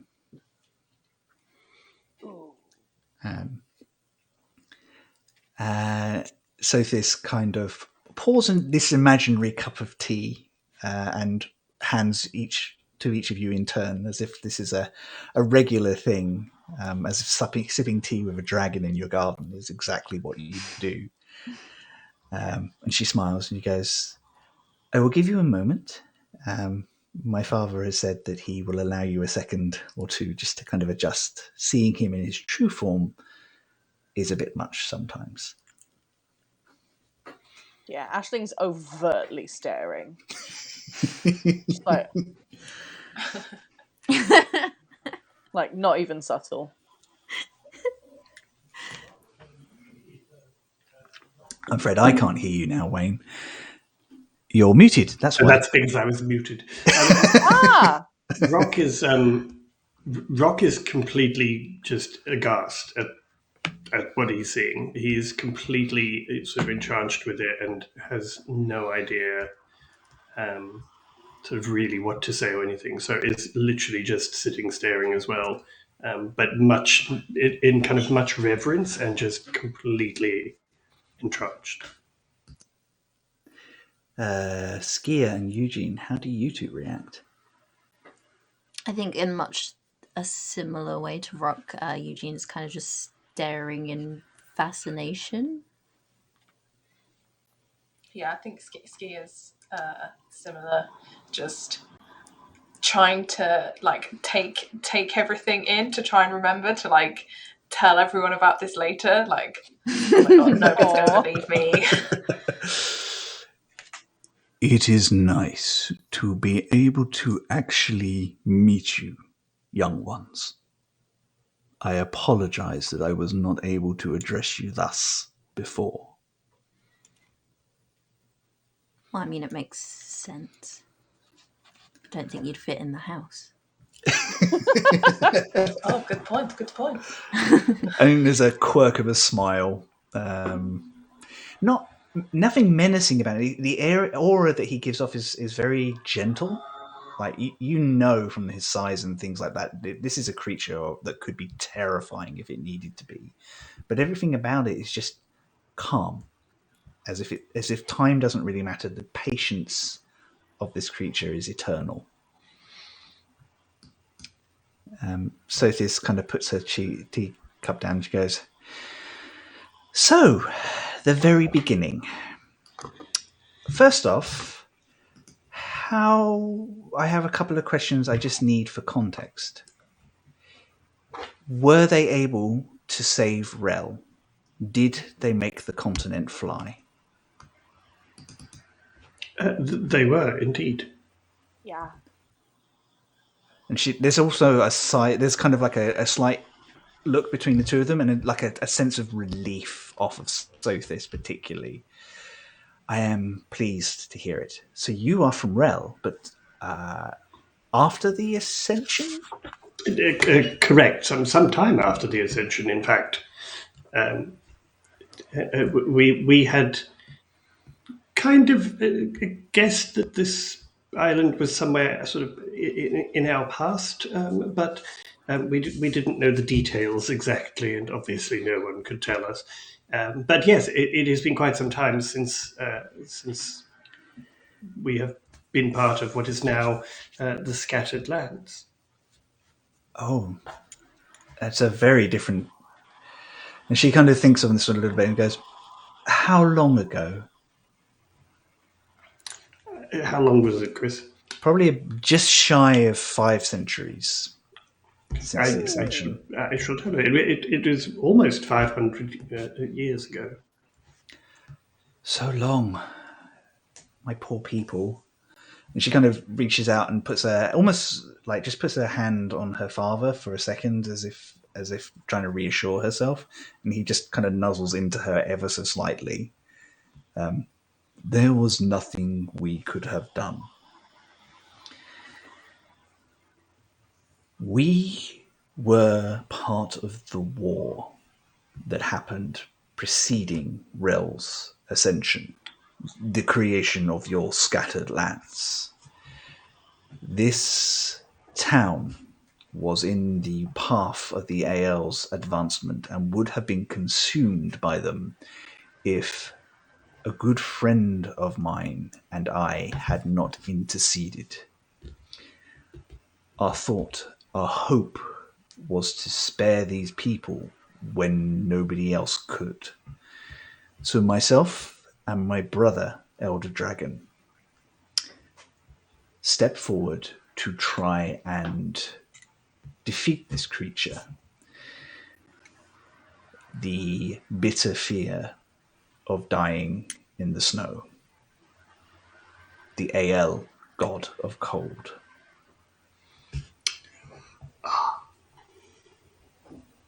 We were not strong enough at that time. Our magic is great. Our physical power, great by mortal standards, but even we could do nothing but bring it to a standstill. Then, at a moment when everything seemed lost, my ally set upon trying to destroy the land, to stop the AL from spreading, to punish it and keep it in its track. With the hold on this part of land gone, it would have to retreat, giving our allies more time to reach the skies. I could not bear to watch these people die. I have seen generations of them live and die. I know their stories. I have played with their children. I have heard their arguments with their spouses. The idea of sacrificing them broke my heart. And in a little bit of a betrayal to my friend, I struck him down at the last moment, using the force of our magics to imprison both of us and the AL away from the world, or so I hoped.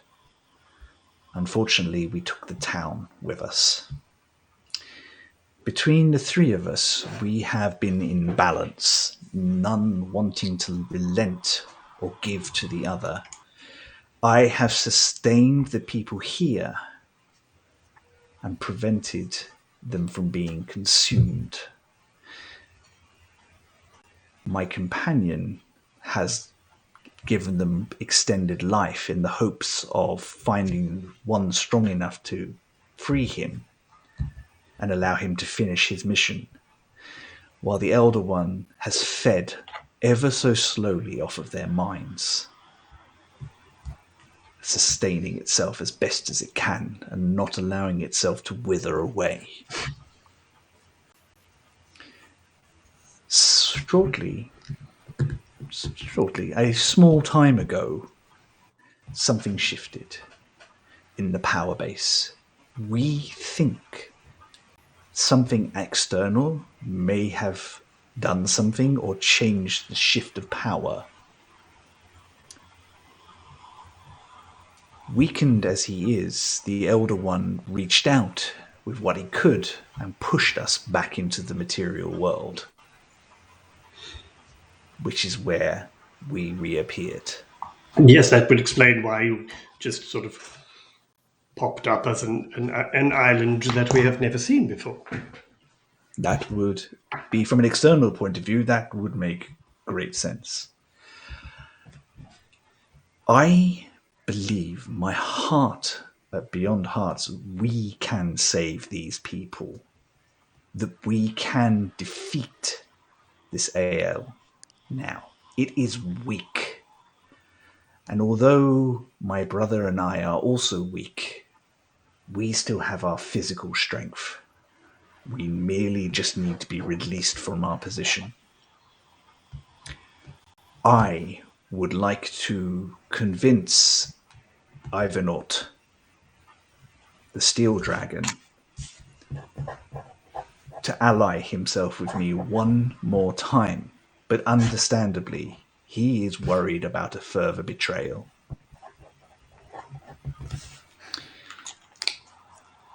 My daughter has implied to me that you are willing to act as intermediaries, as neutral parties, during a parley.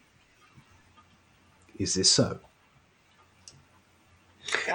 Yes, although as Aisling rightly pointed out, it would be disingenuous of us to pretend that we were indeed neutral, because our entire purpose has been to try and find a way to stop this island being destroyed or used as a plaything for a god, which is what we sort of figured out were the only two options at the moment that were presented to us. So I would not be entirely upfront if I said we were comfortable sort of saying that we would allow one of those things to happen without a fight. And I think that's all he is really looking for. Outside people to explain that there is still an opportunity. He just needs to hear arguments from people who are not from this island, who, if this goes wrong, will not lose their home. If that makes sense. Okay, we can do that. If you agree, I have just put a lot of information on you. If you are all comfortable, I would ask this of you. I am. I mean, what about you guys? Well, Yes, I think so. I don't see that we really have any other option. No, it's a bit limited. Skia, I do feel like we have sort of dragged you into this, sort of kicking and screaming at some points, literally. But do not feel you have to do what we have chosen to do. It is obviously up to you, because I know you just wanted to get home. But Yeah, see you. Can I just go? Yeah. Oh, thank goodness! I was just waiting for one of you guys to say. No, Look, this is an issue that needs to get solved, because there's a chance this elder one, if we don't fix this elder one gets out into the world, and it affects all of our homes and stuff. So, yeah, I'm here, and I don't think we should destroy this place. I'm not saying that, but I do think I understand where the Steel Dragon is coming from. If destroying this place and these people means saving our world and our people, then maybe it's a sacrifice. If that's the only option, it's a sacrifice that has to be made. But hopefully not. Hopefully not. Sothis kind of nods. We understand Ivanolt's position. We really do. And if we were not so emotionally tied, we probably would have joined him in this action. But if I can save my people, if I can save the innocents who have done nothing to deserve any of this, I will try. I have to say, I did speak to him. He he did visit me in a dream. And he was very convinced that was the only option. I asked if there was another way, and he said no, but it did seem to me that he was regretful about that. So I do believe that if we can present him with another option, he may take it. It's hardly surprising. He has not heard from me in nearly 5 centuries, by the sounds of it. My imprisonment here prevents me from interacting with him or the Elder One. It's kind of a weird trilogy. The dragon that you know holds the Elder One, but cannot harm them. The Elder One holds me, and I hold my friend. So where exactly is your friend? You were actually very close to him shortly. Aisling looks behind her. I think Sothis holds her hands up, and you hear a voice in her head. No, he was at the temple, dear. Make a perception check, Skia, Rock, and Eugene. By the way,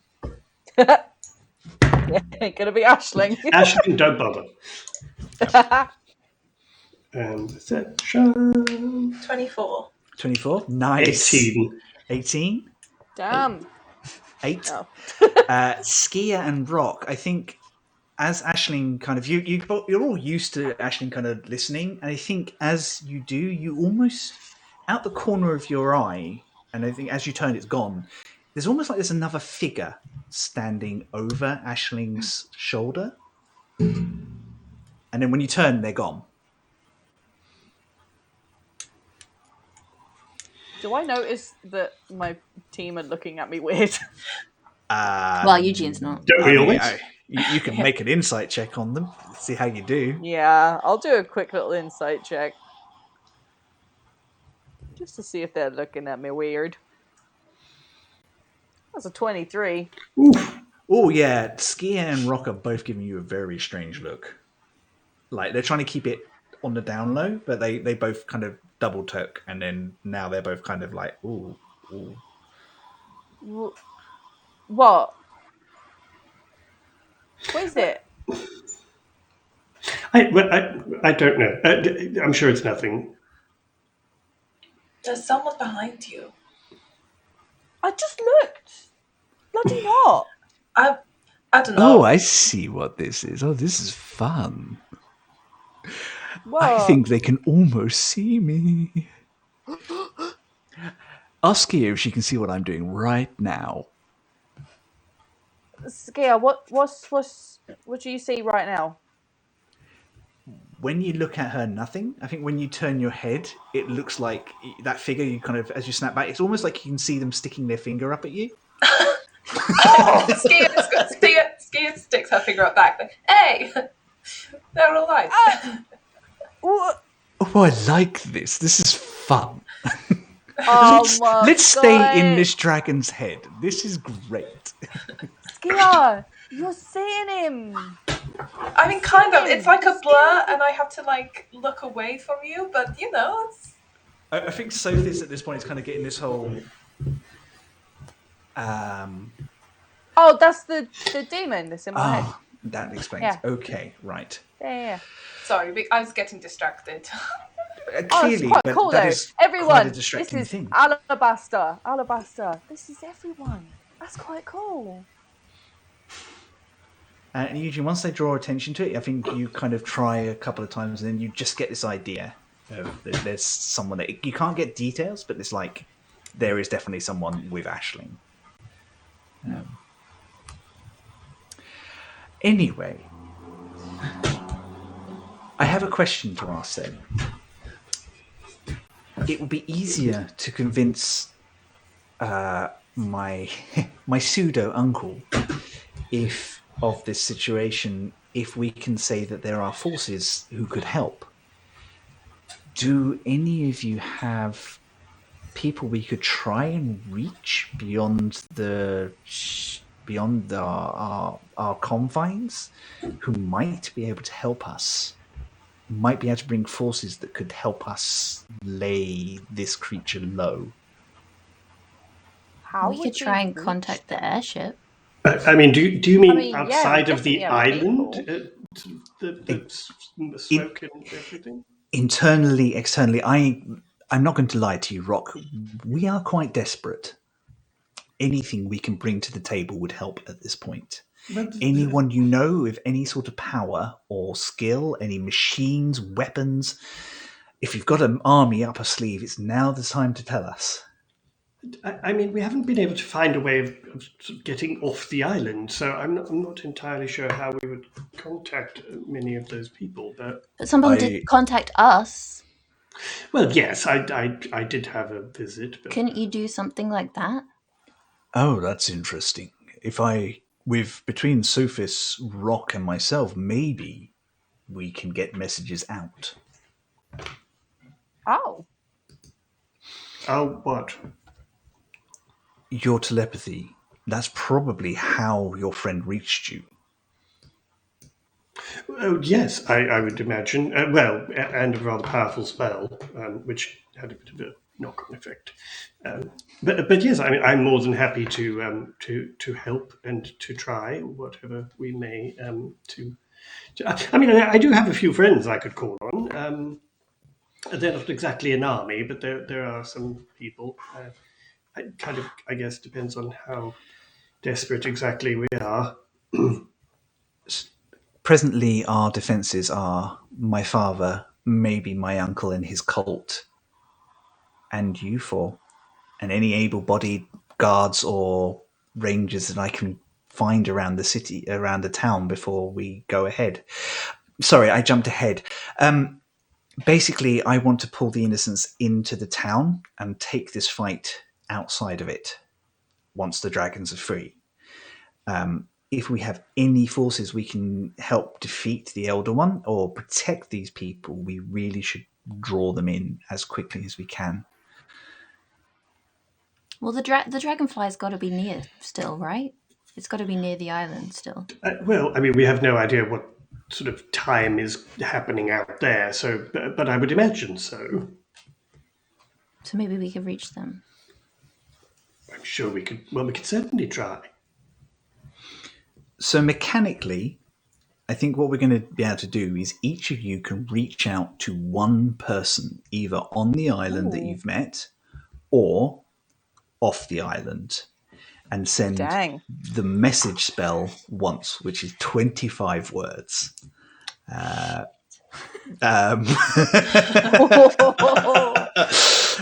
you need to be succinct. Eugene's going to need to edit. So is Aisling. But what we can do now, without putting you on the spot, sorry, probably should have given you a little bit of time to think on this, but your gut reaction, who would you like to contact? And we'll start with Rock. I don't know. Well, if it helps, you obviously, people who know about what's going on, there's the entire crew of the Dragonfly, which brought you here. The mayor of Cloud's Cairn obviously knows exactly why you're here, and also has more resources at her disposal. There are always family and friends that you have met along the way that you could reach out to. Allywood Jack managed to reach you, so it's possible that he is close.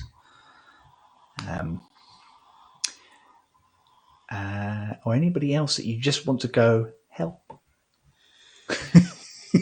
Would Aisling be able to contact that turtle that she met the very first time? Orihim? Yeah. Yeah, absolutely. You can send a message to Orihim. Yeah, I think Aisling thinks about him a lot. Okay. The one thing I will say to you in fairness is You don't know where Orihim went after Nope, you not a guys clue. arrived in Cloudscairn. You know that he was traveling. But yeah, absolutely. Orihim is a completely valid choice, particularly since Aisling, the way that Aisling thinks. Yeah. Could I just ask, how sort of imminent is your plan? How long do we have before we need backup to be here? The longer we leave it in this world, the more strength the Elder One will be able to gather from external.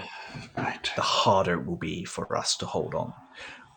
We do not need to be immediate, and he kind of, like your bodies, for example, could definitely do with a rest. But we do need to move. What you're talking about, we're perfectly fine, he says, bleeding. I mean, here you all feel fine. You're in physically. You're looking great, but you know that your bodies are hurting. So, Skia, how about you? Is there anybody that you think you would like to reach out to? Like it's sort of crazy, but I think her thought is the twins. It's just like as long as the twins are around, then everything's fine. I think that's great. Yeah. Yeah, I think that's who she'd contact. Wonderful. And Eugene? I'm trying to decide whether he would be sensible or not. Aww. Go with your heart. Go with how you feel Eugene would go.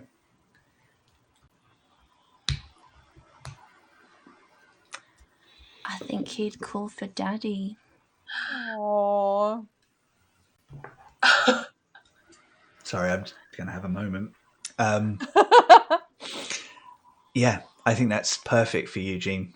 I think these are those circumstances that you can be brave for so long, but your father is much more experienced than this and has connections. And he would help you in a heartbeat. Yeah. I think he is loath to do so in a way because he doesn't want to admit that he needs him. And like the whole reason of him leaving was to prove himself in his own right and not be in his father's shadow. But he also knows that he would help. I love this for Eugene, though. I feel like this is an important moment. So we're going to come back around to Rock. Have you had a chance to have a think about it? Nikki, no.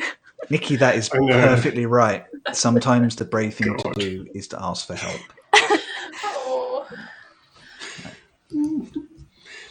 I think Rock is torn between reaching back home or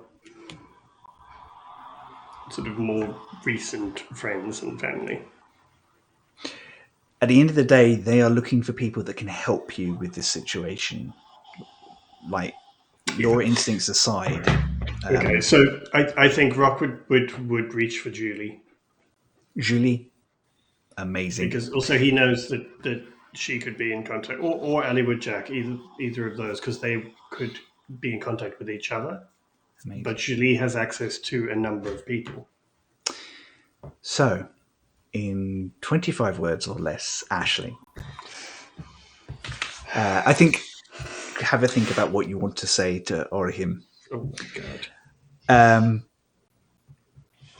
So, you all look like you have come to a decision. We can do this and then give ourselves a day to prepare the town. Reach out for any allies locally that we can gather. Sothis kind of nods. I can get the people inside. I can get the militia on the walls. Once this starts, I would ask the four of you to help protect these people. If that is all right. Well, yes, of course. And there was the magic man, the big one, the tall, large. Amberdrew. That's the one. She goes, yes, absolutely. Amberdrew would be perfect. There is a man with a heart that's even bigger than a firbolg. And also, slightly further away, but there's the scrawny one, the wizardy scrawny thing. Eugene, what was his name? You seemed rather fond of him. I'm sorry, what? The scrawny little wizard. Perhaps they could be of help. Oh, do you mean Gree? Yeah, possibly. I mean, I Yes, wouldn't that call him one. scrawny, but Oh no, it's definitely scrawny. Yes, so there's that one. he's quite buff, actually, for a wizard. No, it's not. So yes, so perhaps Canon, Gris does push-ups every morning now. Oh, what, with a book? Hey, some of those wizard books are heavy, you know. Fair enough. Dear. I still have a parchment left. I can send him a message. You could probably send him quite a detailed message about everything that's been going on, and get their helps. It's one more than I'm doing, Nikki.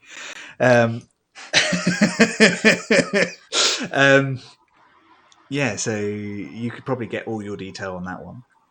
So, if you are willing, Rock, I would like to do this. Yes, of course. Although I'm still figuring out my words. Absolutely, and I think we can fudge it a little bit as long as you're not kind of massively over.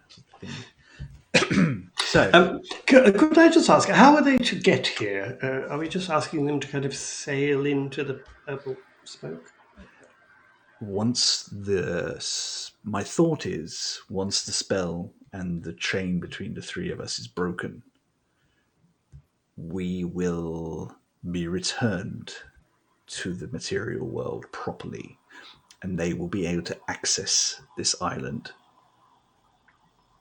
So would we just tell them to sort of look for a new island that pops up? When you came here, I'm assuming someone noticed. Well, yes. I mean, it has been noticed that this island is... So we are just asking them to just sail into the new island. Is that how we're asking them to get here? And kill the big, scary elemental monster. Well, yes, that's obviously the aim, but I wasn't sure how they would get here. I think at this moment there's kind of a chill over all your skins, and he kind of projects this idea of what you're facing. And you see that... Rock, you see that creature you've seen before, that long-limbed elfin creature made of stone and frost, blue gems, impossibly tall, beautiful and terrifying, both in equal measure, alien and unknowable to some extent as well. I think Rock just looks very pale despite being a white dragon, and kind of sort of swallows sort of quite a deep swallow and takes a deep breath, trying to hide that he's actually quite terrified of this thing. Ashling, Skier, and Eugene, I think this is the first time I think Rock's described it to Ashling and Eugene particularly, but this is the first time you've actually seen this creature. Oh shit, we see it as well. Okay. Yeah. This is a far cry from that faceless, beautiful thing that you saw before. That was clearly a glamour of some kind. Yeah, Ashling will not. She's no good at hiding how she feels about stuff, so she's straight up gonna scream and like fall back a bit. Ashley, get up. I'm sorry. This is very unexpected. Sothis kind of leans down and helps you up. And she goes, it's a completely natural situation, reaction. Look at it. We cannot let those people to that. Is that what they look like? Some of them. They vary vastly in size and type. The only thing that is consistent about them is their cruelty. Great. That's what I wanted to be consistent. It couldn't be the fashion sense, could it? No. It could have been their friggin' star sign. It had to be how cruel they are. These creatures are pure chaos. Great. They make the most unseelie of archfey look like warm children. She keeps looking up at it like. Yeah, and it vanishes because this is a really unsettling thing. So I think it vanishes after you guys get the inclination. But Oh, okay. How many words do we have? 25-ish. Okay. Cool. Oh boy. Are you ready? Yeah. And the rock, if you would. It concentrates on rock for a second and want rock. Think of the world outside, beyond the borders of our spell, beyond the confines of this place. Think on the places you want to go to, the people you want to talk to. Open yourself up. Eugene, Aisling, and Skia. As Rock concentrates and closes his eyes, you will watch as like a outline of his horn appears where the broken one was. Aww. Floating just beyond it, made of a pure crystal, just hovering ever so slightly, translucently, glowing softly, with a similar sheen that kind of goes around his eyes and just through the bottom of his scales. Rock, you reach out and you find yourself beyond the confines. You can just about make out the feeling that you are outside, that you're being held beyond the mist. You can send your friend's words now. Who is ready? Who'd like to go first? I've got it. What do you say to Orihim? I'm gonna say, need some help. It might be a big fight, but it might be protection. The new island, go through the purple smoke. Lovely. And I think she had to rewrite it a ton of times because the first 10 times she was like, "Hi, so guess what? There was this, and then there was this, and then how are you? How's things going? You won't believe what we've been doing. So I've been hanging out with Rock, and Rock is this, and blah blah blah blah. There is connection, receipt, and a moment. Hello, Aisling. I know about this island. I will get help. Please stay safe, little one. I will see you soon. Ashling's like, fist pump. Skia. Are Yes. you ready? I know what I want to say. I'm just trying to decide who to send it to. I mean, which of the twins do you trust to get their stuff together more? I'm going to go Jagged. I'll go Jagged. Jagged. Yeah. Probably is actually the smarter choice. Yeah. He has a tendency, even though he's chaotic, he has a tendency to actually stay focused. Yeah. What do you say to Jagged? Jagged, there's a big fight. Grab as many able fighters as you can. Meet us. Besherin. Yeah. Yeah. That's all she has. And you easily feel the connection because you're not actually going beyond the confines of the island, and you hear fight Vesherin. Amazing. Also, where have you been? Have you seen that sleazy sorcerer of ours? And have you? I love him. I love my little crew. Eugene, are you ready? Yes. What do you say to your father? Hi, Dad. I'm in over my head, and I need your help. And I know you'll come to save the day, just like you always do. Like the day you fought and slew Tharsix and saved us all.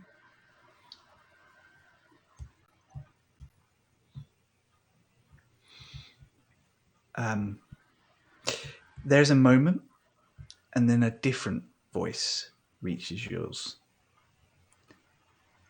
Sweetie, it's Mum. Where are you? You're clearly on the same plane of existence. Your uncle's been looking for you. Let us know. You can actually reply to your mother's message.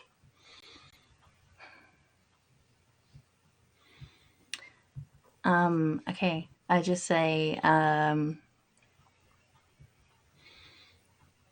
okay, but we need help. Firepower, something. We're on the island, the island that just appeared.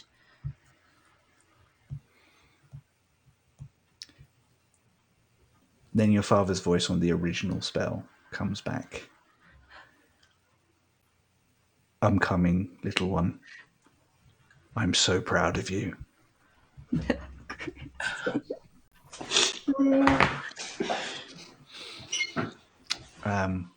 Rock. And well, Rock has to gather himself first after that exchange.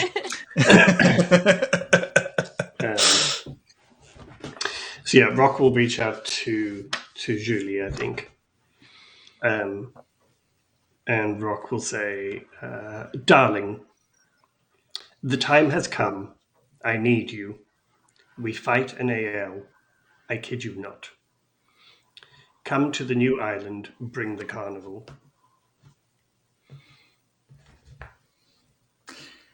There's a moment. Mon cher, you needn't say what for. I am always ready for the party. I will be there, my love.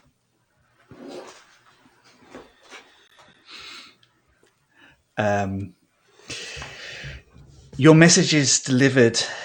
The intent and time weighted behind them with the urgency of your words. You know your friends are doing everything in their power to get to you as quickly as they can. You guess you probably need 24 hours to prepare. Well, Skia needs to recover a bit. I'm still bleeding. To be honest. Yeah. And you still have another Elder Dragon to convince. Oh shit. Oh, yeah. That old thing. Yeah. Oh, good. With that, I think the vision of the garden settles down and you find yourself back in the meeting room. Oliver kind of smiles. And as does Sothis kind of nods. There is a small change I would like to make. Brock, this experience, this touch has broadened your ability. Now, when you use your telepathy, people can respond to you. Oh, that's very handy. And also double the distance you can use it. Well, thank you. That's most useful, I'm sure.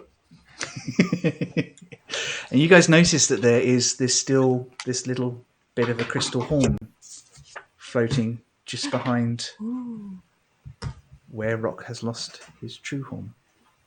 That's so cool. What are you all looking at? I got something in my face. No. What? What? What? Well, I told you how I lost my horn. Well, it's not completely lost anymore. Well, I'm going to immediately find a mirror. You can see this horn.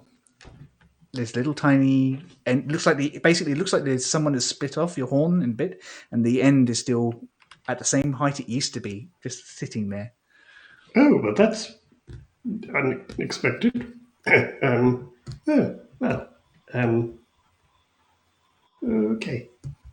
Good, great. Rock would like to. Are we still in conversation with him, or are we kind of splitting a little? I think you're running down on conversation. I think Oliver looks tired. That took a lot out of him. And I think Sothis is kind of looking around at all of you and kind of, you probably do need to get some rest before we go and meet. Of course, yes, of course. But thank you so much for your hospitality, and I shall awkwardly bow again to. Rock, honestly, you are doing us the biggest favour just being here and helping and all of this. You do not need to be formal. You should consider this your home whilst you are here. Well, thank you very much. Good night.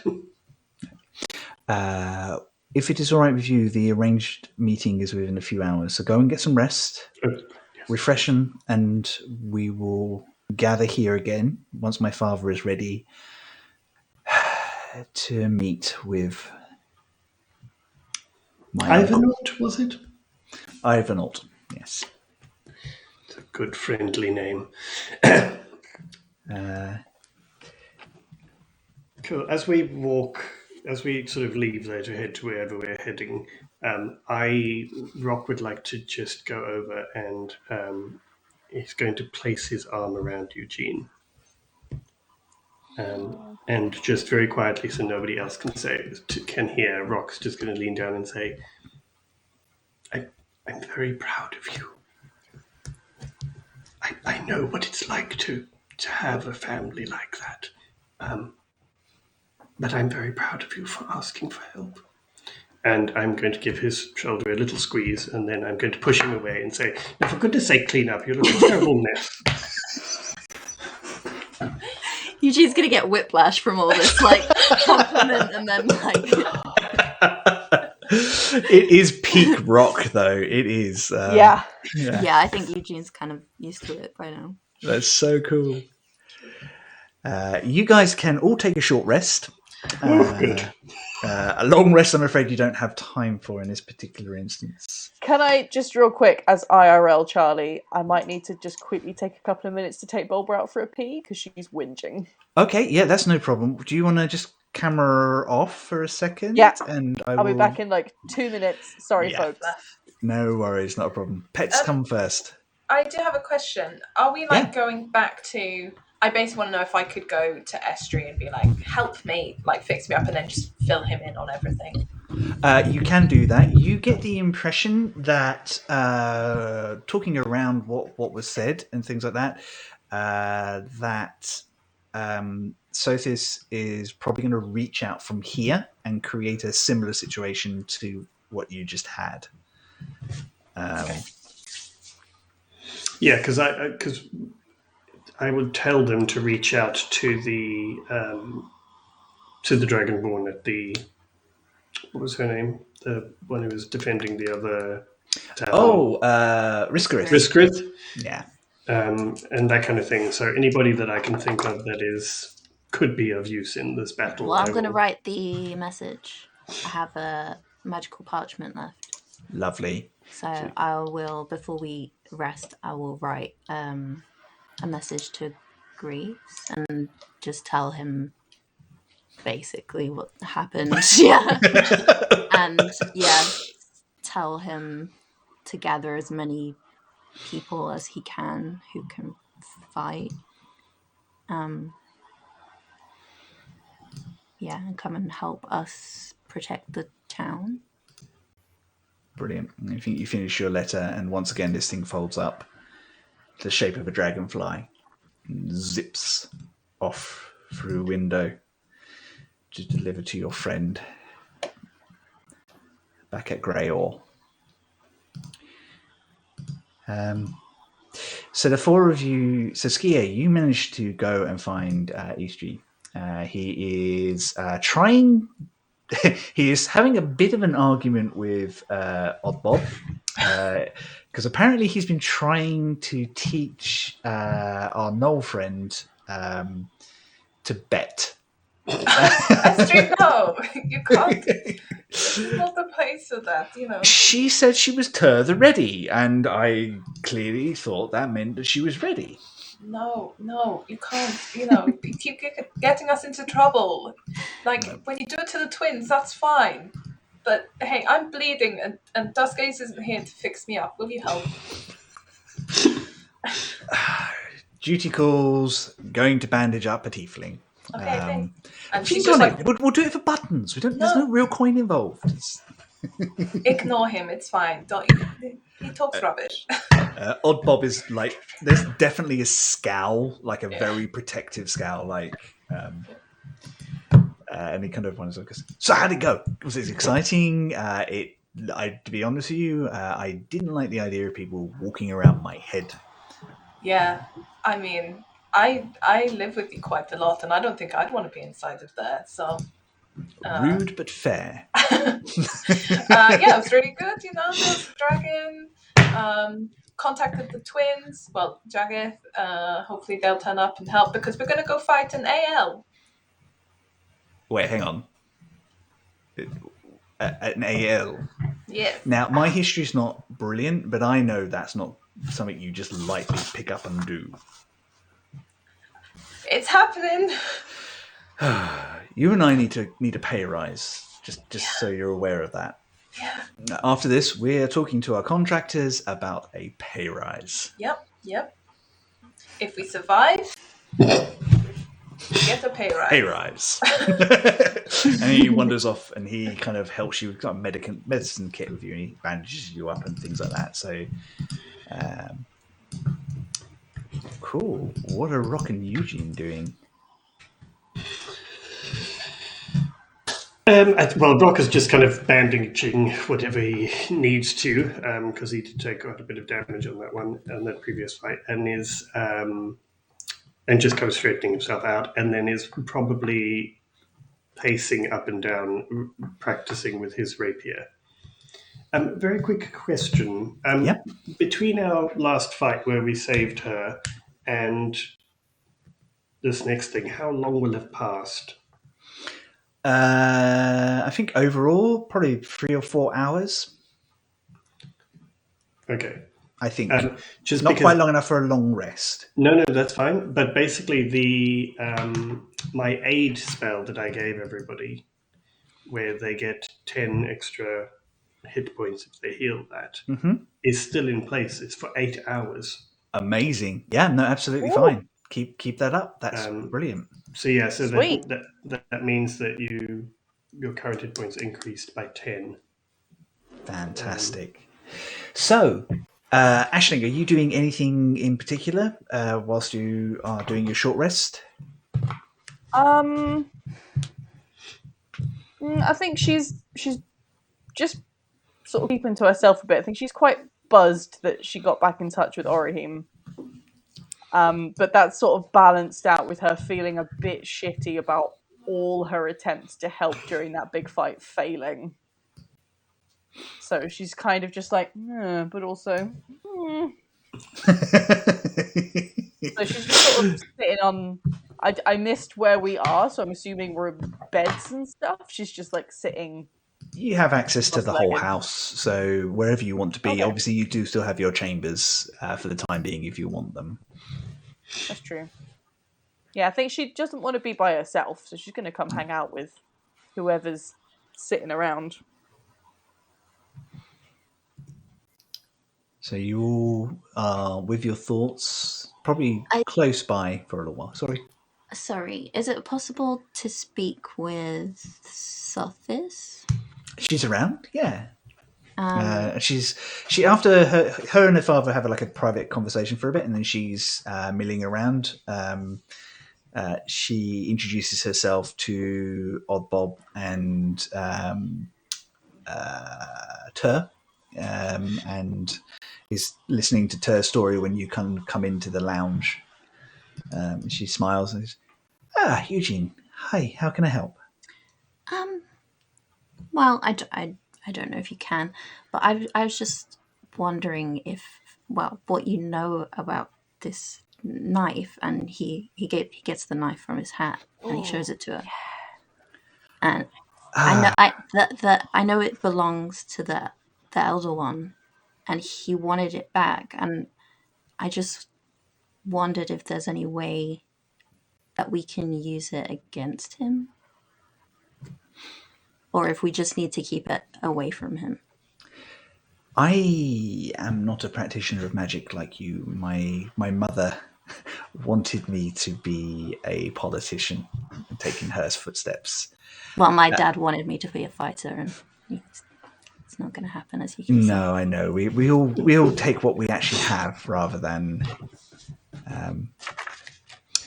But my father might know about it. But if it, what was the context of the Elder One letting you take it? Oh, he didn't let us take. Well, he wanted Aisling to get it because it was somewhere on the island, and I believe he needed Aisling because only she could take it from the box that it was kept in, because she's also from the Fae. And he just, every time he appears, he really wants the knife. And did he say what he wanted us to use it against the dragon, right? Specifically told Aisling. I mean, what do you remember, Charlie? Oh, you're muted.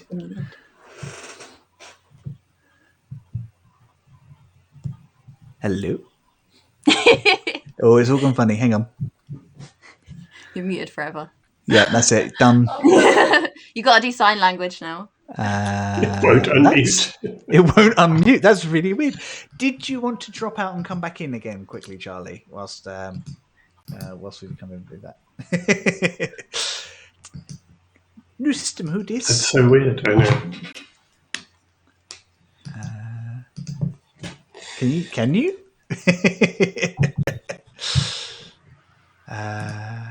One second.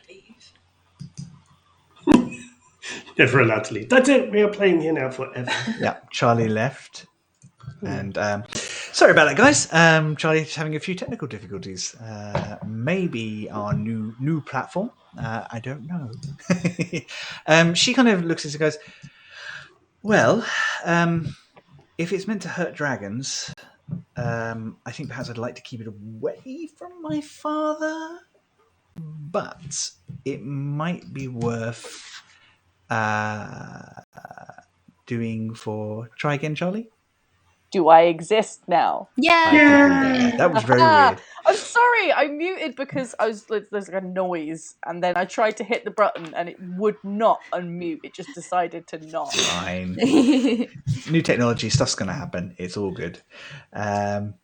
Yeah, so for what you missed, Eugene and Sothis were discussing the dagger. I think Eugene explained that Aisling had an inclination that it was meant to hurt a dragon. So I think that's what they said, wasn't it? I needed to use it against the dragon. Yeah. And then they would let you and your friends go. Yeah. Was the bargain that they offered. So I think Sophis to this is like, I'll be honest with you, I'd like to keep that as far away from my father as possible. Keep it on you, though. Between you and me, I don't 100% trust my uncle. He may be looking for an opportunity of revenge. And if we have something that we can use to protect ourselves, it might not be a bad thing. Okay. So keep hold of it. Maybe I'm not the best person to have it, and in that case, shouldn't we give it to somebody brave and strong? Skia?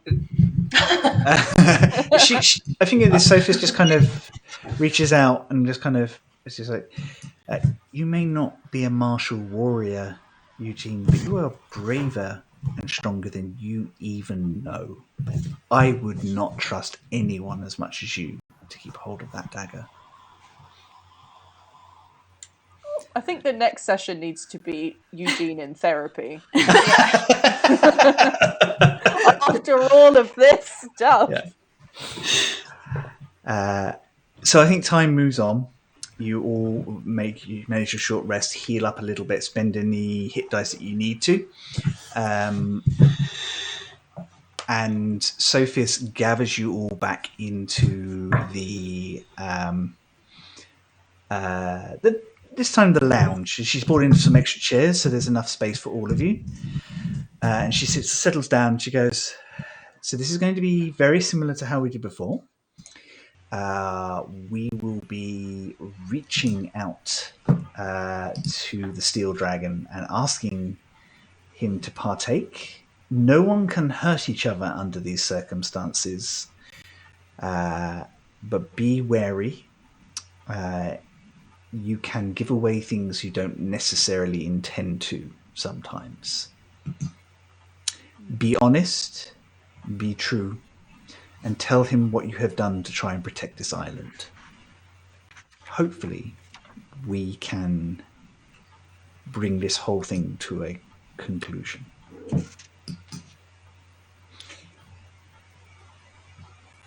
Again, the dragon... By the way, the mithril dragon is known as Parshkik. I think they would have introduced themselves. Parshkik Truth Seeker. Oh, that's a good name. They reach out and touch Rock's mind in the same way, bringing you all in. But this time, rather than pushing Rock forward, they just use Rock as an anchor for the rest of you, so that you are there, but you're not in his mind, in the dragon's mind, as it were. So it keeps you neutral. You then feel him reach out, and you're all met with this feeling of a very strong-willed, calculating mind. Ancient.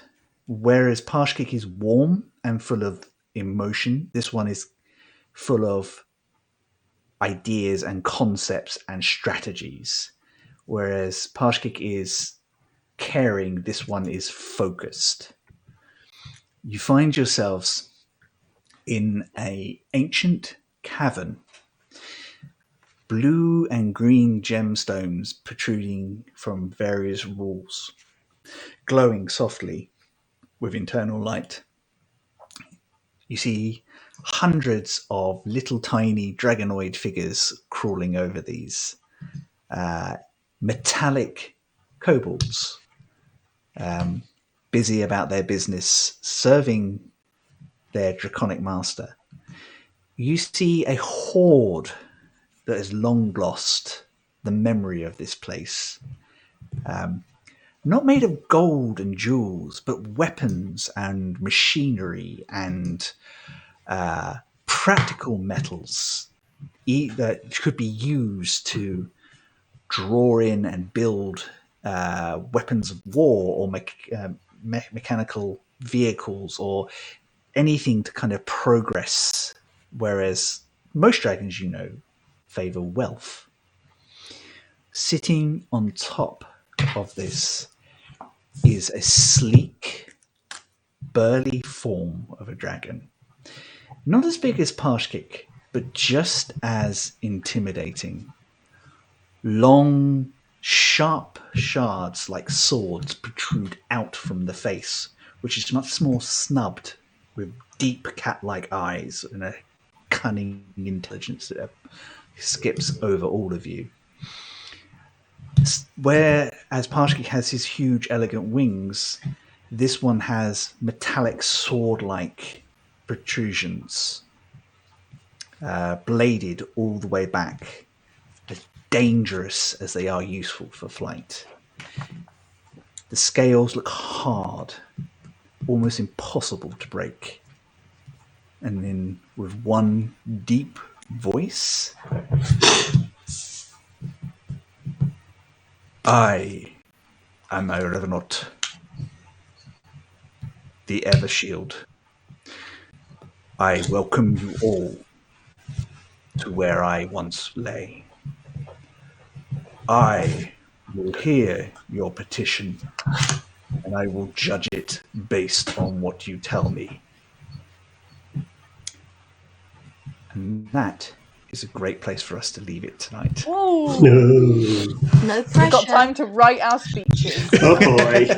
And that's a very good point. So next time you are going to be trying to petition as collectively as a group with Parshkik's help Ivanort and just get him on side. Have a think about what you want to over the next fortnight, what you want to say, and I how have you want to prepared present it. this PowerPoint. Yeah. Please take notes. Yeah, no pressure, but the fate of the island is entirely on this moment. I have prepared 4 PowerPoints. Wheel in the overhead projector. Yeah, they're on acetate. I just flop them on. Not only that, we brought cookies for this meeting. Yeah. Mind cookies. Not even Tesco value, the Yeah. good ones. You finally have the answers. You finally know exactly what happened to this island. You've been hunting this for months. How do you feel about it? Well, it's not like it's all kind of solved and done now, is it? No, but you know the truth. Yeah, I mean, it makes sense as to why we were so bloody confused at the beginning, because there's so much to it. But, yeah. You Oh, boy. guys have time to think about this and that. This has been a lot of fun. I have been waiting for this moment, and as I sort of said to people, this was actually the first story arc I wrote before everything else. So I've been waiting to get here for ages, and I'm so glad you are here. It's so good. It's so immersive. Like, I'm in it. I'm really excited to see what decisions you make. You guys are absolutely killing it. It's really, really good fun, and I'm really enjoying this. So we will be back in a fortnight's time, which is, Chris says, looking at his calendar quickly, the 20th of February. Will be our next stream. Same time, 3 p.m. GMT. We hope you can enjoy us as these guys try and convince an elder dragon to help them. I have been Chris Mebben. I will let all my wonderful people tell you about where you can find them, and how you can follow them and how you can support them and anything that they've got going on at the moment. And we are going to start with Wayne. Wayne, you can go first. Hi. You can find me pretty much all over the socials as WayneFic01 or at my website, which is just waynefic.com, where I talk about branding and design and other things like that. And please join us for Wild Beyond the Witchlight, which is not this coming Tuesday, but the following Tuesday, which we will be continuing our exploration of the Witchlight Carnival and trying to, how do I put this politely, get things back on the rails after they were substantially derailed. And who knows, it may even be the episode where Asta remembers the reason for us being there in the first place, and we actually find the fake cross. But anyway, so thank you everybody for joining us tonight from my side. I just want to say thank you and how much it means to us. So, and join us for Wild Beyond the Witchlight. I think that the rebuttal is required in that particular instance. Theo, would you like to go next? In my defense, I had absolutely no idea what I was doing. So, That's the same for a good time. That makes 4 of us.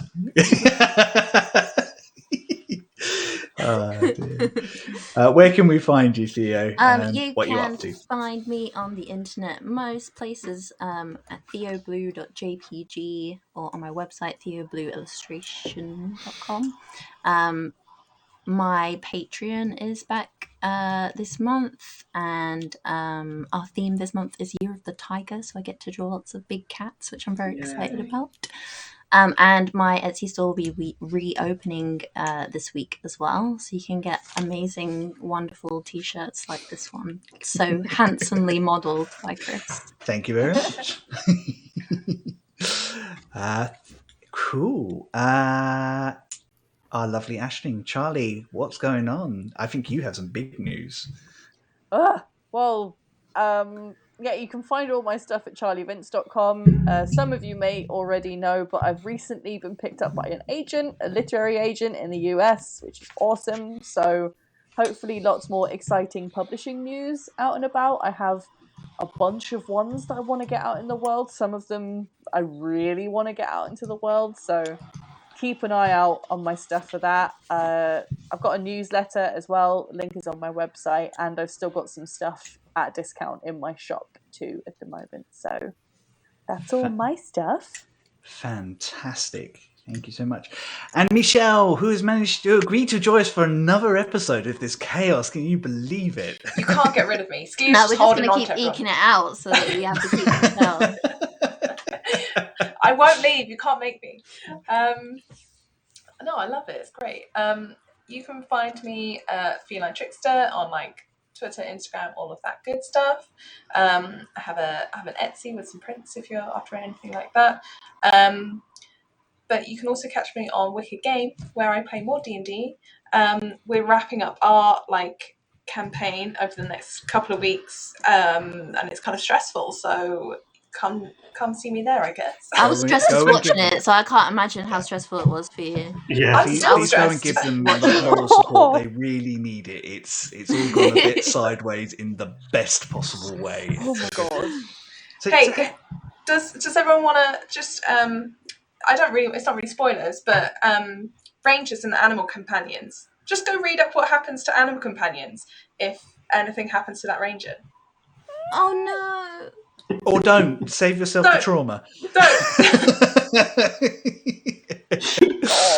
God.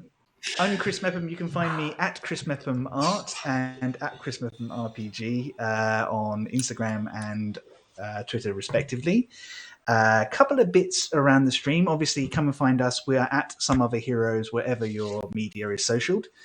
If you're not already, please follow us here. Some of you may have noticed there's a new button at the bottom of Twitch, which we haven't had a chance to look at properly. We have affiliates status with Twitch now. Yeah. We don't know how it happened, but it happened, and we're really, really pleased and excited about it. I'm going to look into what that means for us as a stream and what it means for you as our viewers, and just try and get the best. So we'll have more information about that once we know more ourselves. We were completely unprepared for it. It just happened. We thought it was months off, and then they were like, no, you can have that.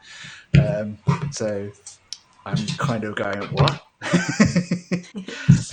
We will be back here in a fortnight's time on the 20th. Wild Beyond the Witchlight, as Wayne said, will be back the Tuesday before that on the 15th. Yeah, you have been all amazing. Big love to the mums for Charlie. Yeah, I was going to say.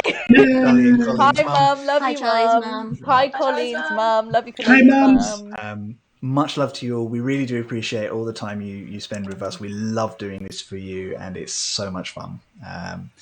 Have an amazing rest of your weekend, and we will see you soon. Bye, everybody. Mwah. Thanks, everyone. Bye. Und wir are out.